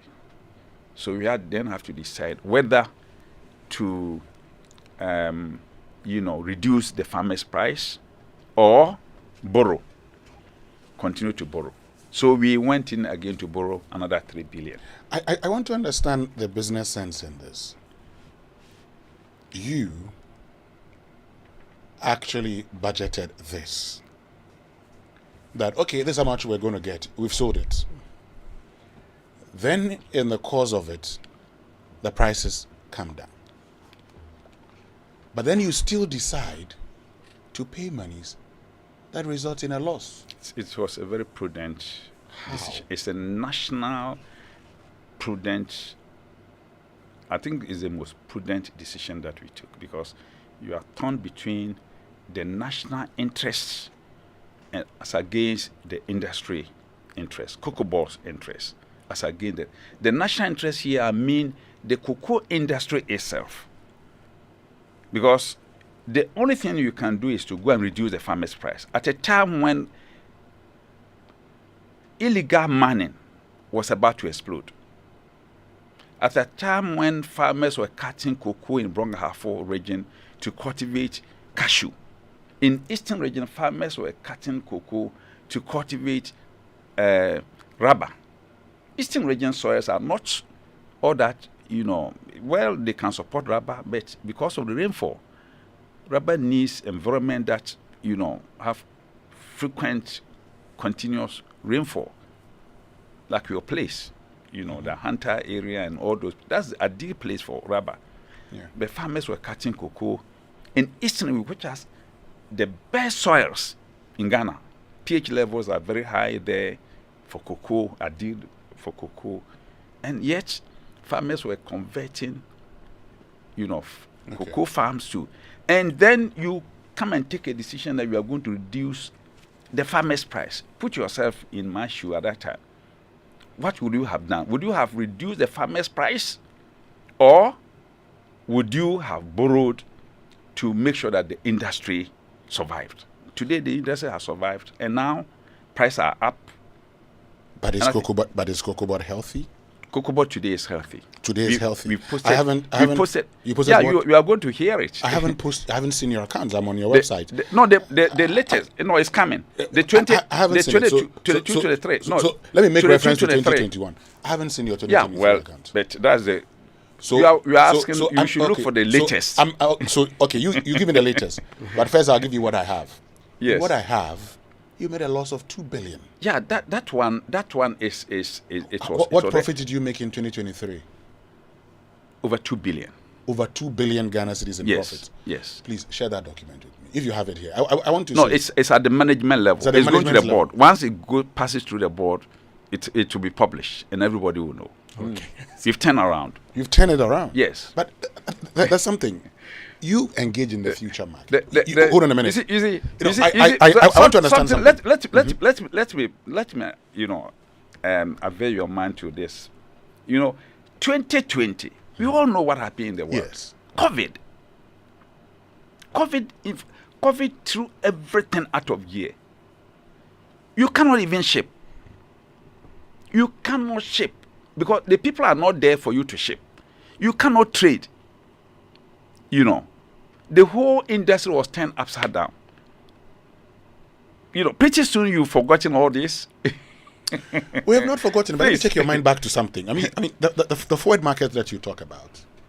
So you engage in these sales. Yes.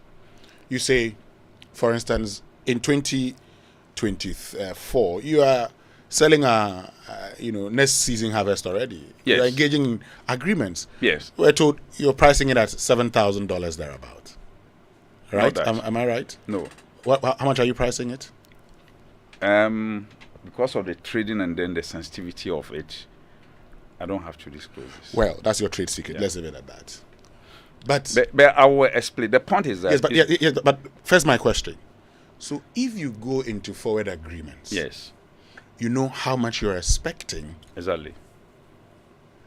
How then is the case that knowing how much you expect, when you begin selling, you come back and tell me the price has gone down? No, the point is that right from 2017, price has collapsed. Yes, but you knew and before then, because you signed these agreements and you agreed on your purchasing price based on the agreements you have signed. So how do you come back to me and say the price has gone down when that's something you know and have budgeted for already?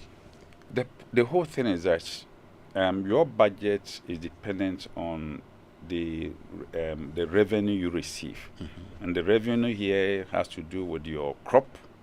And then the price that you obtain at the international market, which of course most of the time is a future thing. The futures. You've already sold we it. Do yes. futures. Yes, you do futures. So you know the price you're going to get. Yes, and I'm telling you that at that stage, the price had collapsed by 30%. It has collapsed already. Yeah, but when the price collapsed, did you not know in advance because you had agreed on the sale already? We knew. So why didn't you? We knew, but I've already told you that we were torn between taking a decision that bordered on the national interests. The cocoa, when I say the national, I mean the cocoa sector, as against COCOBOD as an industry interest, and between the two. You can ask any politician that comes here, between the two, what would that person have chosen? And I'm at COCOBOD essentially because of the national interest, essentially because of the farmers. Because if we had reduced the farmers' price today, there wouldn't have been a single cocoa tree in Ghana. Farmers would have disposed of all their cocoa farms to illegal miners. Others would have cut their cocoa farms into cashew, into rubber. But they are still doing it. It's not as if they stopped. It's still happening. It's still happening, all because I cannot say that the whole thing is perfect. I will not say that the whole thing is perfect. But the most important thing is that decision saved the industry. That decision saved the industry. You're complaining now. Now let's get back to Tom. You're complaining now. Fifi Buff was here. The last time we spoke to him last year, he indicated how Galamsey, for instance, has even hit the production of cocoa. Yes. Farmers are still selling their lands. Farmers are still cultivating cashew. Yeah. Farmers are still doing rubber. Farmers are still not. Maybe check the record. Go to Techiman and see. Farmers are now planting cocoa under cashew. Farmers today are planting cocoa under cashew. Where I went in Techiman and in Kranza and I didn't see them. But maybe next time I go. Maybe next time I go, I'll check. Go and check. I'm just coming from. He knows I'm just coming from Techiman. I didn't see it. Okay. Oh, yes, I'm just Well, it coming. depends on where you went. Yeah, but so that's what I'm telling you. I didn't see it. I'm just coming from Techiman. I returned from Techiman last week. Do you have Farmers figure, again- So do you have figures to back it in terms of acreage of cultivation within the period, so that we will know whether or not there is still some it's going up or coming down, and those figures would now if rather than pick areas where you might see from different perspectives. No, you see, the interest in cocoa now has heightened because now everybody knows that price of cocoa at the international market has gone up. And when price at the international market is gone up, suddenly is going to reflect in the producer price. And that is what actually incentivizes the farmer to keep on holding his land. I tell you, farmers, recently you heard it from the Nzima area, farmers are risen against Galamsey. They've risen. Why? Because they can see future in it. Now, the rehab that we did, so far we've done over 68,000 hectares, and we are going to hand over 40,000 hectares of farms that are fruiting, rejuvenated and are fruiting. And that's what gives, you mentioned hope, that's what gives us hope. Okay. Now, but I mean, the things you've talked about, some of the things you've talked about, farmers doing this, farmers doing that, you're giving us, the qualitative things that are being done. But the question Raymond is asking, the quantitative. Is the quantitative. So let's see, for instance, if you say things have changed, what are the numbers to show things have changed? We can all tell these stories, but at the end of the day, what really convince anybody are the numbers. So what are the numbers? What are the increases in acreage cultivation over the period, for instance, so we can look at this and then say, this is what has happened? Well, you see, cocoa farm is not all about hectarage.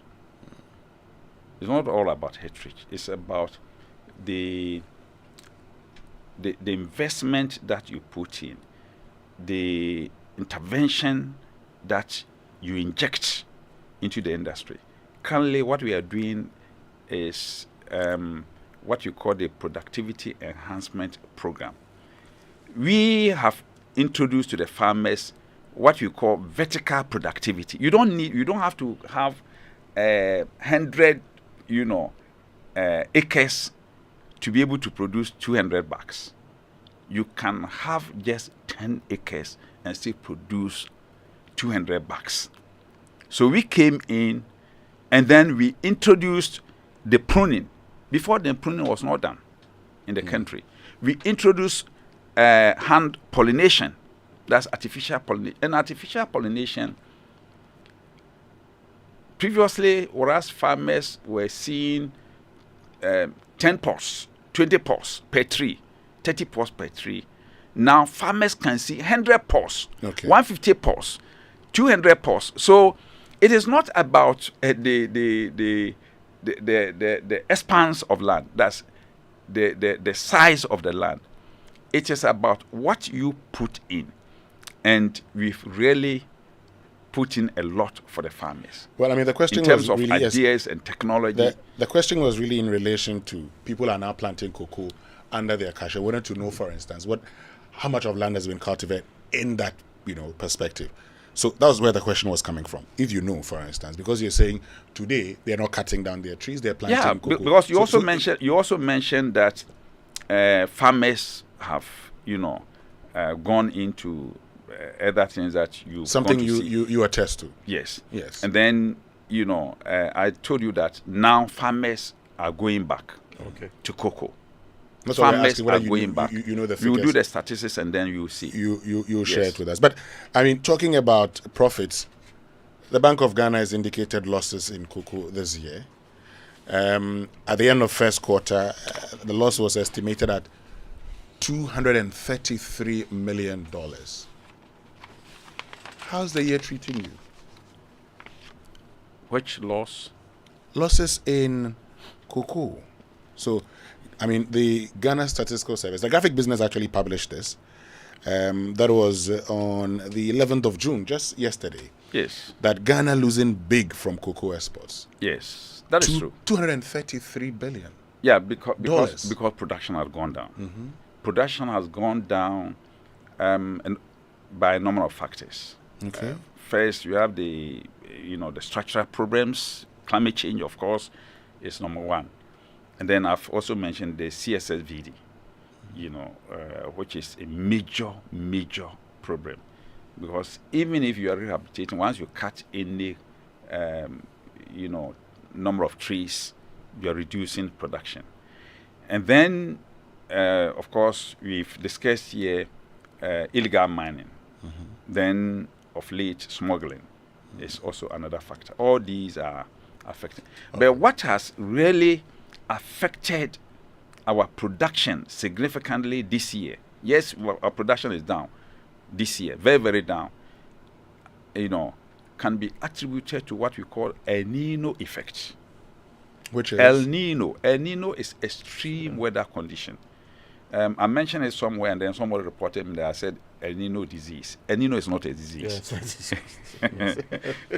Yeah, it's a weather phenomenon. It's extreme heat waves generated in the Pacific Ocean, and depending upon where it is blowing. If it is, moving across dry areas, it will bring dryness. If it is moving across, water bodies, it will bring wetness. And last year, unfortunately for us, whereas the Mediterranean, Spain and other places, we had a lot of wildfires, we were experiencing excessive rainfall. Excessive. And cocoa doesn't lack too much water. When there is too much rain and the soil is waterlogged, the root hairs cannot, extract nutrients. Okay. So we lost almost every flower last year. Mm. It's only by His grace that we've been able to see even some crop now. Stay with us. We still have Joseph Boahen Aidoo, who is the CEO of Ghana COCOBOD. When we return after these messages, you've talked about the El Nino effect. Yes. We'll look at the percentage of our losses you put to all of these things. Then also get into issues of your finances and your objectives after these messages. Hey, welcome back to work. Charlie, thanks, bro. Thanks, bro. Malaria really knocked you down, eh? Charlie, no joke. Fever, headache, vomiting, loss of appetite. I couldn't even eat my usual fufu. You and fufu? How we go do it? I hope you got tested before the malaria treatment. Oh, yes, I did. And thanks to Malatu, I kicked out malaria one time. Sharp. Anyway, sorry to ruin your excitement, but your boss asked of you. Okay. She says she has plenty work for you. No problem, Charlie. Strength day. You see, When malaria strikes, take Malatu, containing Artemether and Lumefantrine. Comes in tablet and suspension for the effective treatment of malaria in adults and children. If symptoms persist after 3 days, consult your doctor. Malatu is manufactured and distributed by Ernest Chemists Limited. This advertisement has been vetted and approved by the FDA. Usually, we get special treatment only on our birthday. But imagine getting a special package every single day. That's what AT's Daily Deals gives you. You get unique voice and data deals exclusive to you. What's even better is it's affordable, reliable, and available. Start experiencing AT's Daily Deals. Dial *533# today and every single day. When you do, you'll unlock exclusive data and voice packages valid for 24 hours. Come on, people, jump on the AT Daily Deals train. When you're with dealer now. Dial *533# now and access awesome data and voice deals only from AT. Life is simple.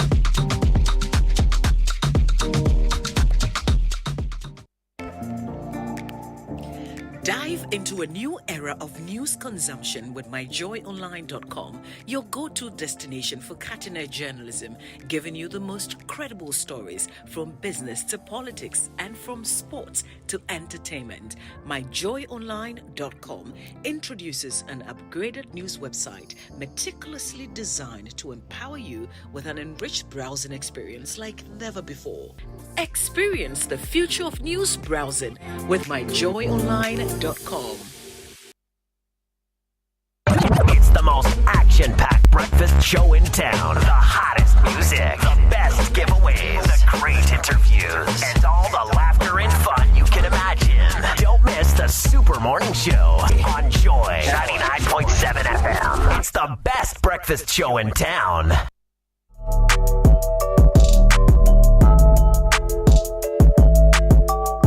Coffee in your cup and joy on the set. The Super Morning Show is always the best bet on Joy 99.7 FM.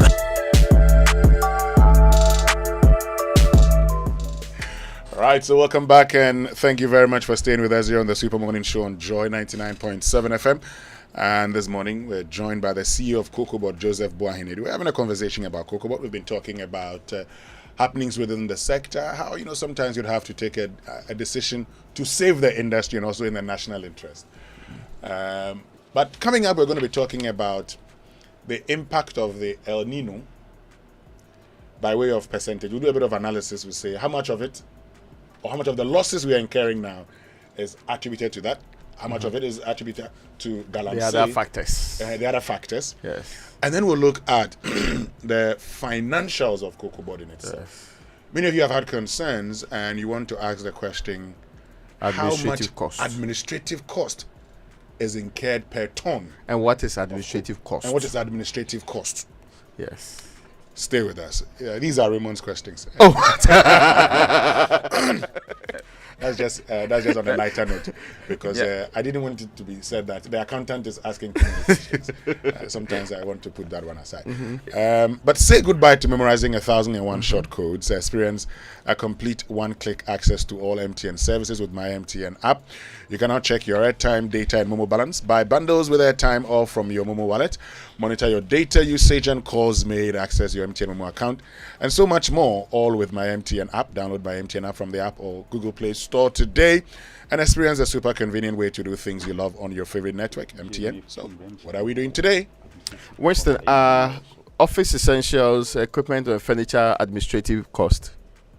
Are they also administrative costs? Office essentials, equipment and furniture. Do you consider them administrative costs? Continue. I'm just letting you know where you can get them at a very affordable price. And you go straight to Kingdom Books and Stationery. They are your number one supplier of everything. It's administrative cost. It's administrative cost. Everything office essential. This equipment. is not direct cost. Yeah. Then I'm telling you where to go. What you should do right now is go to KindleStoreOnline.com. Without physically going to any of the offices, you will see all the administrative cost items like quality of office essentials, equipment, and furniture, and you will get a hassle-free. You will arrange delivery to your homes and offices. This is within a very short time anyway. They offer free delivery to Accra and also in Tema, and accept payment via Momo and across all networks. Terms and conditions, however, apply. At Kingdom, quality and important affordability are their hallmarks. Great. So let's continue the conversation. Boahen Aidoo is still here with us, CEO of COCOBOD. Honorable Boahen Aidoo, before we went for the break, we're talking about the El Nino effect. Yes. We've talked about Galamsey and other factors. I just so we have a better understanding of all of this. What percentage would you say El Nino effect contributed to the losses we're experiencing? What percentage has been the contribution of Galamsey and the other factors? I will say that El Nino will take about 99%. 99%? I'm telling you. 99%. El Nino is a natural phenomenon. It's something beyond human control. When you are having excessive rainfall, you cannot control it. It's just like having, 1983. I don't know if you continue. Yes, we were surviving. The bushfires that came. Yes. It was also brought by El Nino. You know, so when you have wildfires burning cocoa farms, that's how come we lost our first position. And that one, you can't do anything. It's beyond human control. It comes. It's cyclical. Almost 8-10 years it comes, and last year it started with excessive rainfall and ended with excessive heat. So if you are taking note from November, December, January coming, temperatures are around 40, 41 degrees during the daytime. Yeah, that's the effect of it. And just as I said, cocoa doesn't like extremes of weather conditions.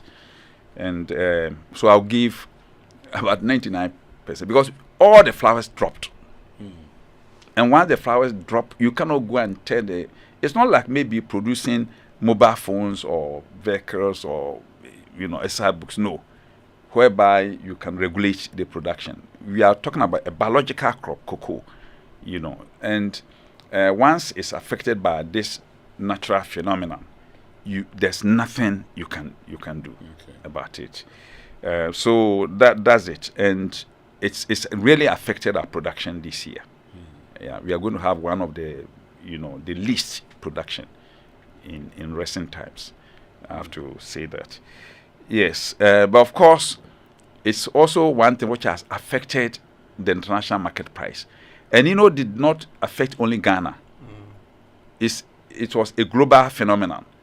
So all cocoa producing countries have been affected. And talking about cocoa producing countries being affected, you've recently increased in April cocoa prices. Yes. Meanwhile, you sold your cocoa last year, in effect. Yes. So on course to making losses again? Not exactly so. Not exactly so. I should say this because we do forward sales. Now let me take this opportunity to explain the forward and then the spot listing. Ordinary, the seller, that the producer and the buyer will prefer the forward sales. Why am I saying this? Let's take it that you are based in Europe, you buy cocoa, and then I'm here in Ghana, I produce cocoa and sell, maybe through CMC Cocoa Marketing Company. At the terminal, at the international market, when you buy the cocoa, you are not going to use the cocoa beans immediately, because all the chocolate manufacturing company, they plan ahead of time, sometimes 6 months, 1 year, sometimes even 2 years. He will not wait until, let's say today, June, whatever, and then decide, I'm now going to the market to go and buy cocoa to come and then grind. No, they always have to plan and buy ahead of time. Now, when you buy cocoa at the terminal, let's say today, and we are going to use it in 6 months' time, you have two options. Either you pay and take the cocoa away. And if you are buying, let's say you live in Belgium or somewhere in Europe, if you are buying to take the cocoa away on spot price, the warehouse cost, or if you are sending to Europe, the warehouse cost there is higher. It's more expensive than maybe keeping the cocoa here. Number two, insurance costs, very high. And then you have to keep the cocoa. Cocoa is a biological, tropical product. You have to keep, the cocoa at a certain condition that it will not lose its quality. So when you, the buyer, considers all such factors, the risk, what you would do then is that you expose the risk to the seller, the producer, and pay for that. So in all times, the future price had been higher than the spot.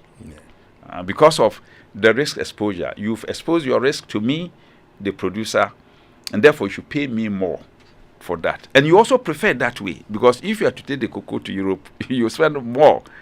So at all times, that had been the situation. And Ghana Cocoa Board, all over the years, had been selling forward.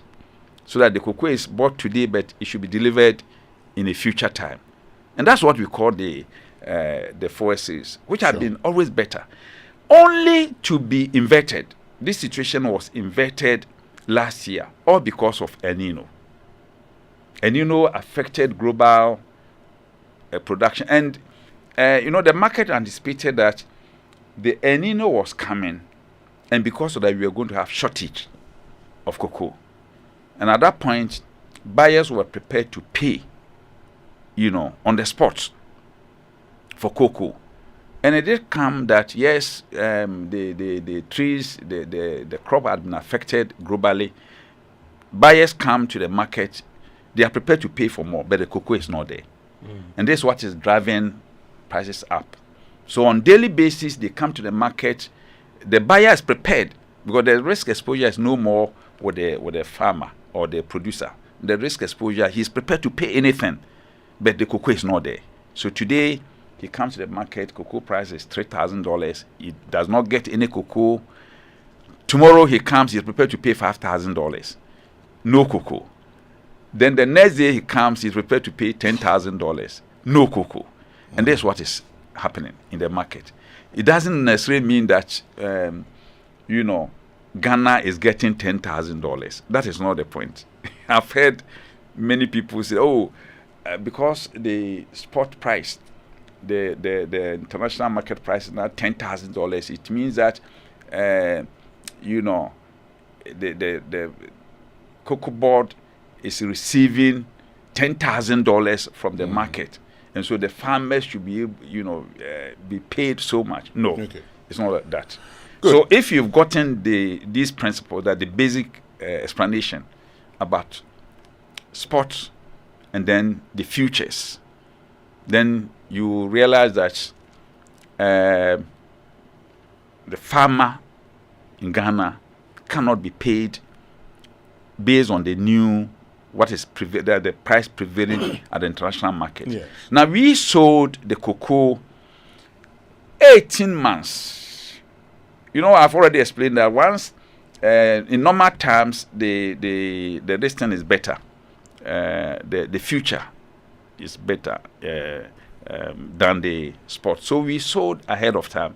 Before the season opened last year, September, we had sold most of our cocoa forward. And we sold it at an average price of $2,600.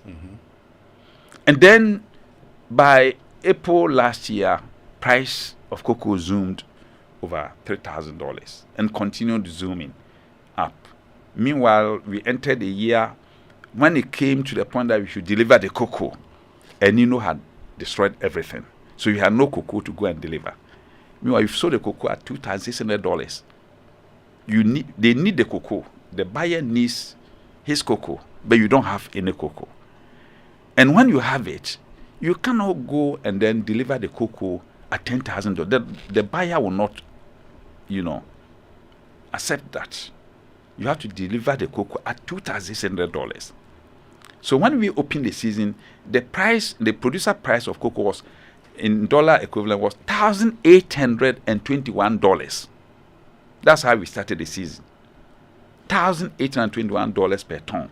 Cote d'Ivoire was less than $1,700 per ton. We were higher than Cote d'Ivoire.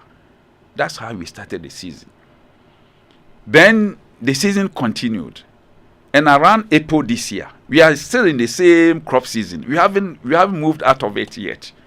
We are still in the same crop season that the cocoa had been sold forward at $2,600. But in April this year, we were forced to adjust the farmer's price to $2,509 per ton. We've received, we sold the cocoa at $2,600, but we were forced to adjust because of the rate at which smuggling was going. Now, let me tell you, in Burkina Faso, you have some Russians there. Guinea, is it Guinea-Bissau or sharing border of Cote d'Ivoire? We have some Russians there. And then in Togo. And they are buying. They want to buy the cocoa spot. They sell spot. They have nothing to lose. They don't spray. They don't buy chemicals for farmers. They are not providing any extension services for farmers. Nothing. So they can afford to sell spot. Once they get the cocoa, they go to the market. They can sell at $10,000. And our farmers are selling to them? It's not our farmers. We have, national wreckers in this country who are buying from the farmers. No farmer can smuggle more than 100 bags, not even 10, 20 bags across the border. No farmer. Because ordinarily a farmer will have who about these 10 bags. These nation wreckers who are... We've been arresting them. Some have been imprisoned. And the minimum distance is 5 years. 5 years, but still they're there. The minimum sentence is 5 So if you're giving the farmer 2,500, that is 96.5%. That was and you're giving the CD equivalent in April. Yes. The CD is depreciated further. What percentage would that be now? Well, I cannot. Maybe we can do the mathematics now. Do the mathematics, yes, because the CD is depreciated. But at that point, we came public to say that we're giving the farmer 96. But still, I'll let my guys check if you sell cocoa, and then you pay the farmer almost everything. You are giving the farmer almost everything. So what becomes? What then is left? The buyer's margin, the haulage margin. So this year you are making losses. This is from October to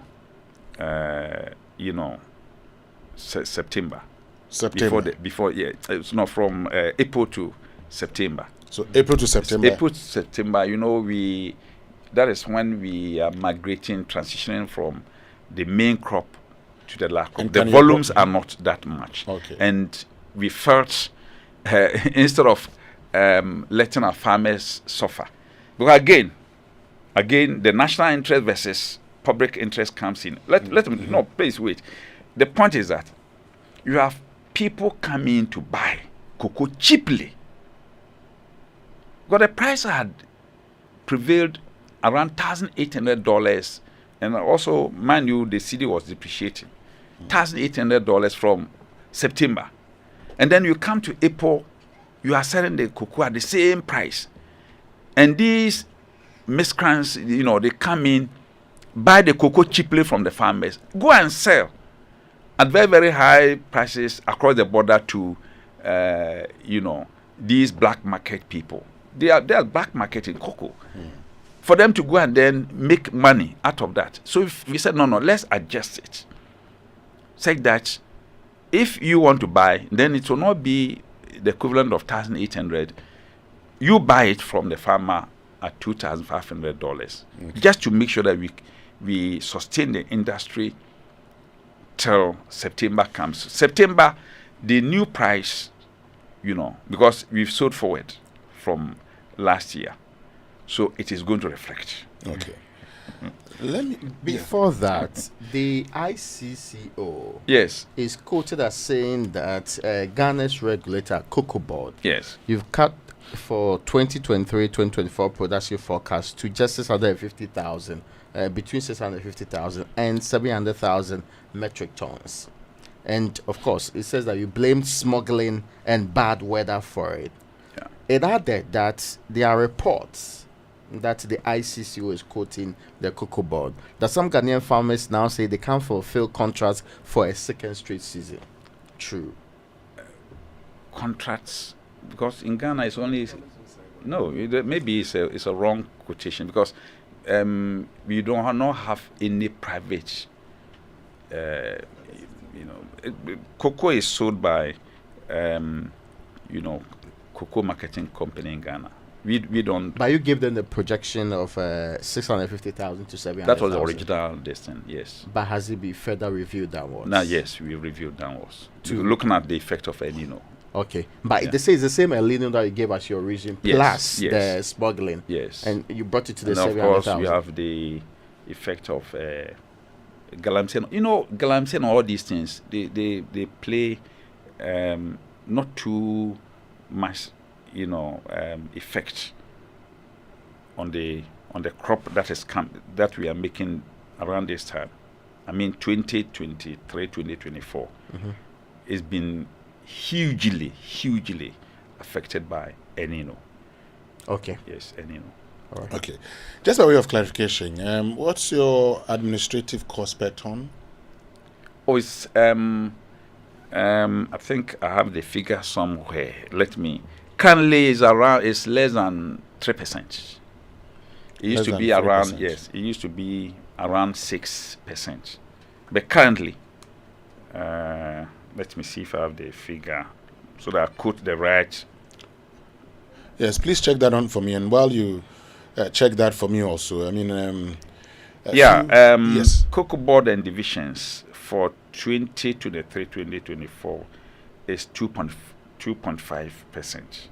Because the state ownership report indicated a high cost of administrative expense in 2021. You can look at it. No, I'm just saying in 2021 as part of the 2021. Yes, but I'm talking about 2023. So now it's gone down. Yes, from the 6% to the 2.5%. Yes.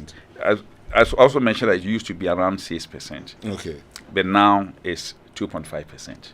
Okay. I'm just looking at your objectives. I mean, we need to be wrapping up. Right. I'm told that I have 4 minutes to go. So I'm just looking at your objectives. Initiate programs aimed at controlling pest and disease of cocoa, coffee, and shea nut. Undertake and encourage the processing of cocoa, coffee, shea nut, and cocoa waste with the aim of adding value for export and local consumption.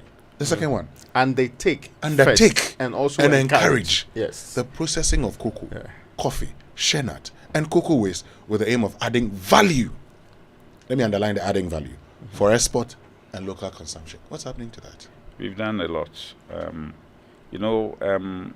Processing was around 25% before this administration took office. I mean, the Nana Addo Dankwa Akufo-Addo administration took office, and I think his priority objective was to move Ghana from the gorgeous-based economy to value addition economy.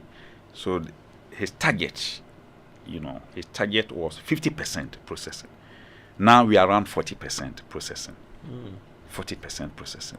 Now consumption was also 0.5 kilos. I don't think today you've taken any cocoa. I don't know whether you're going to. I took natural cocoa today.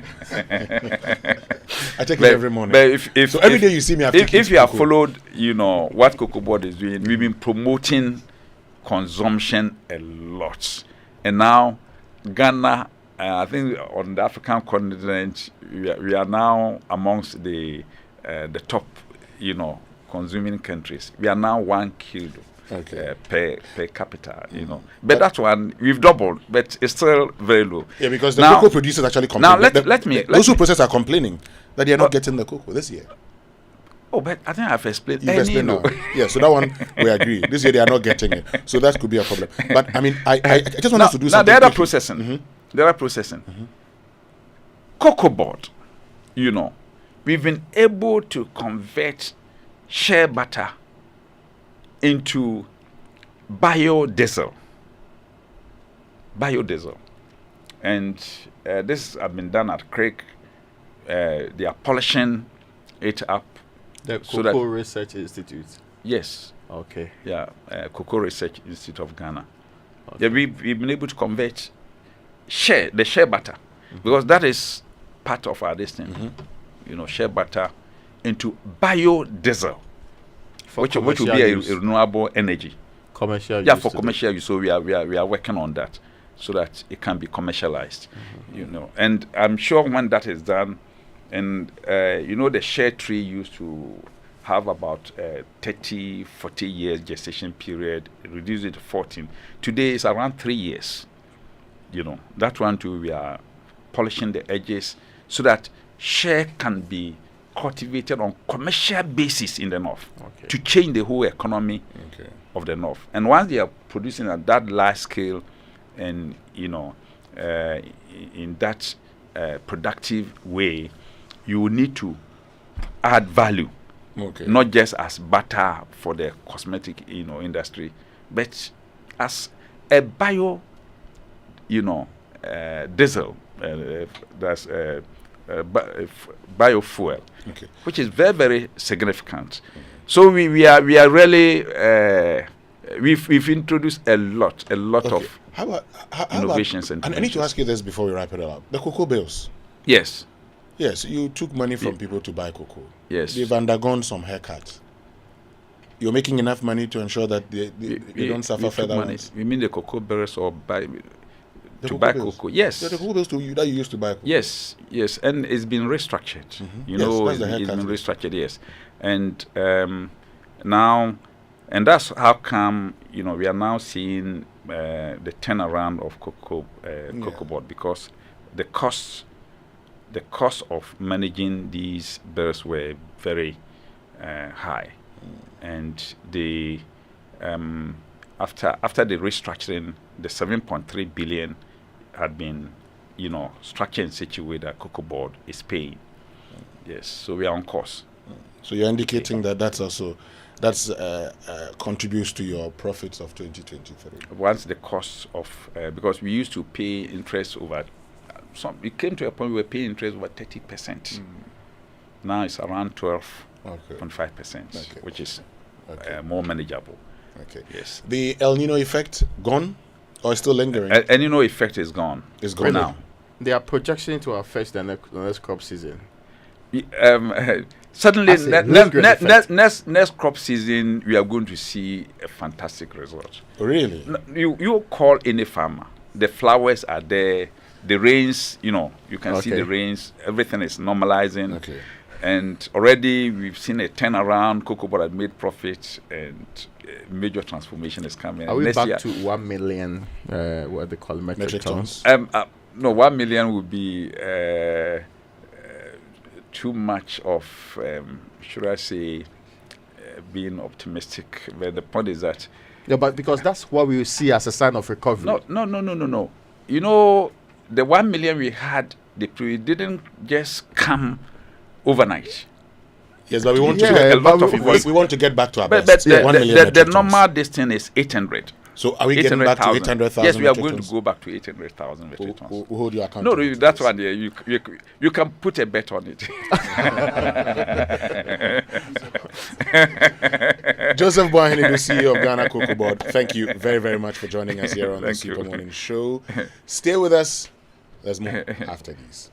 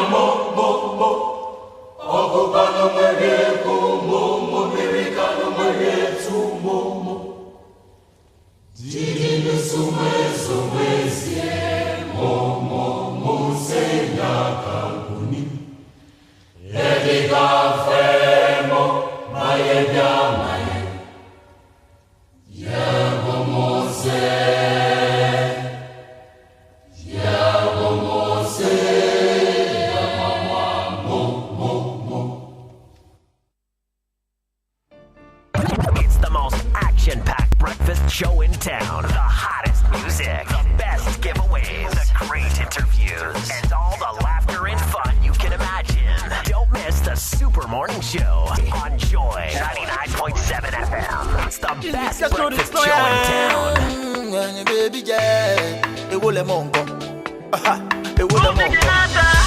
check away. Say move in front, a son of Kobaka, and wine and medente. So Jagella, so pressure, or the queen of rest or queen, yeah.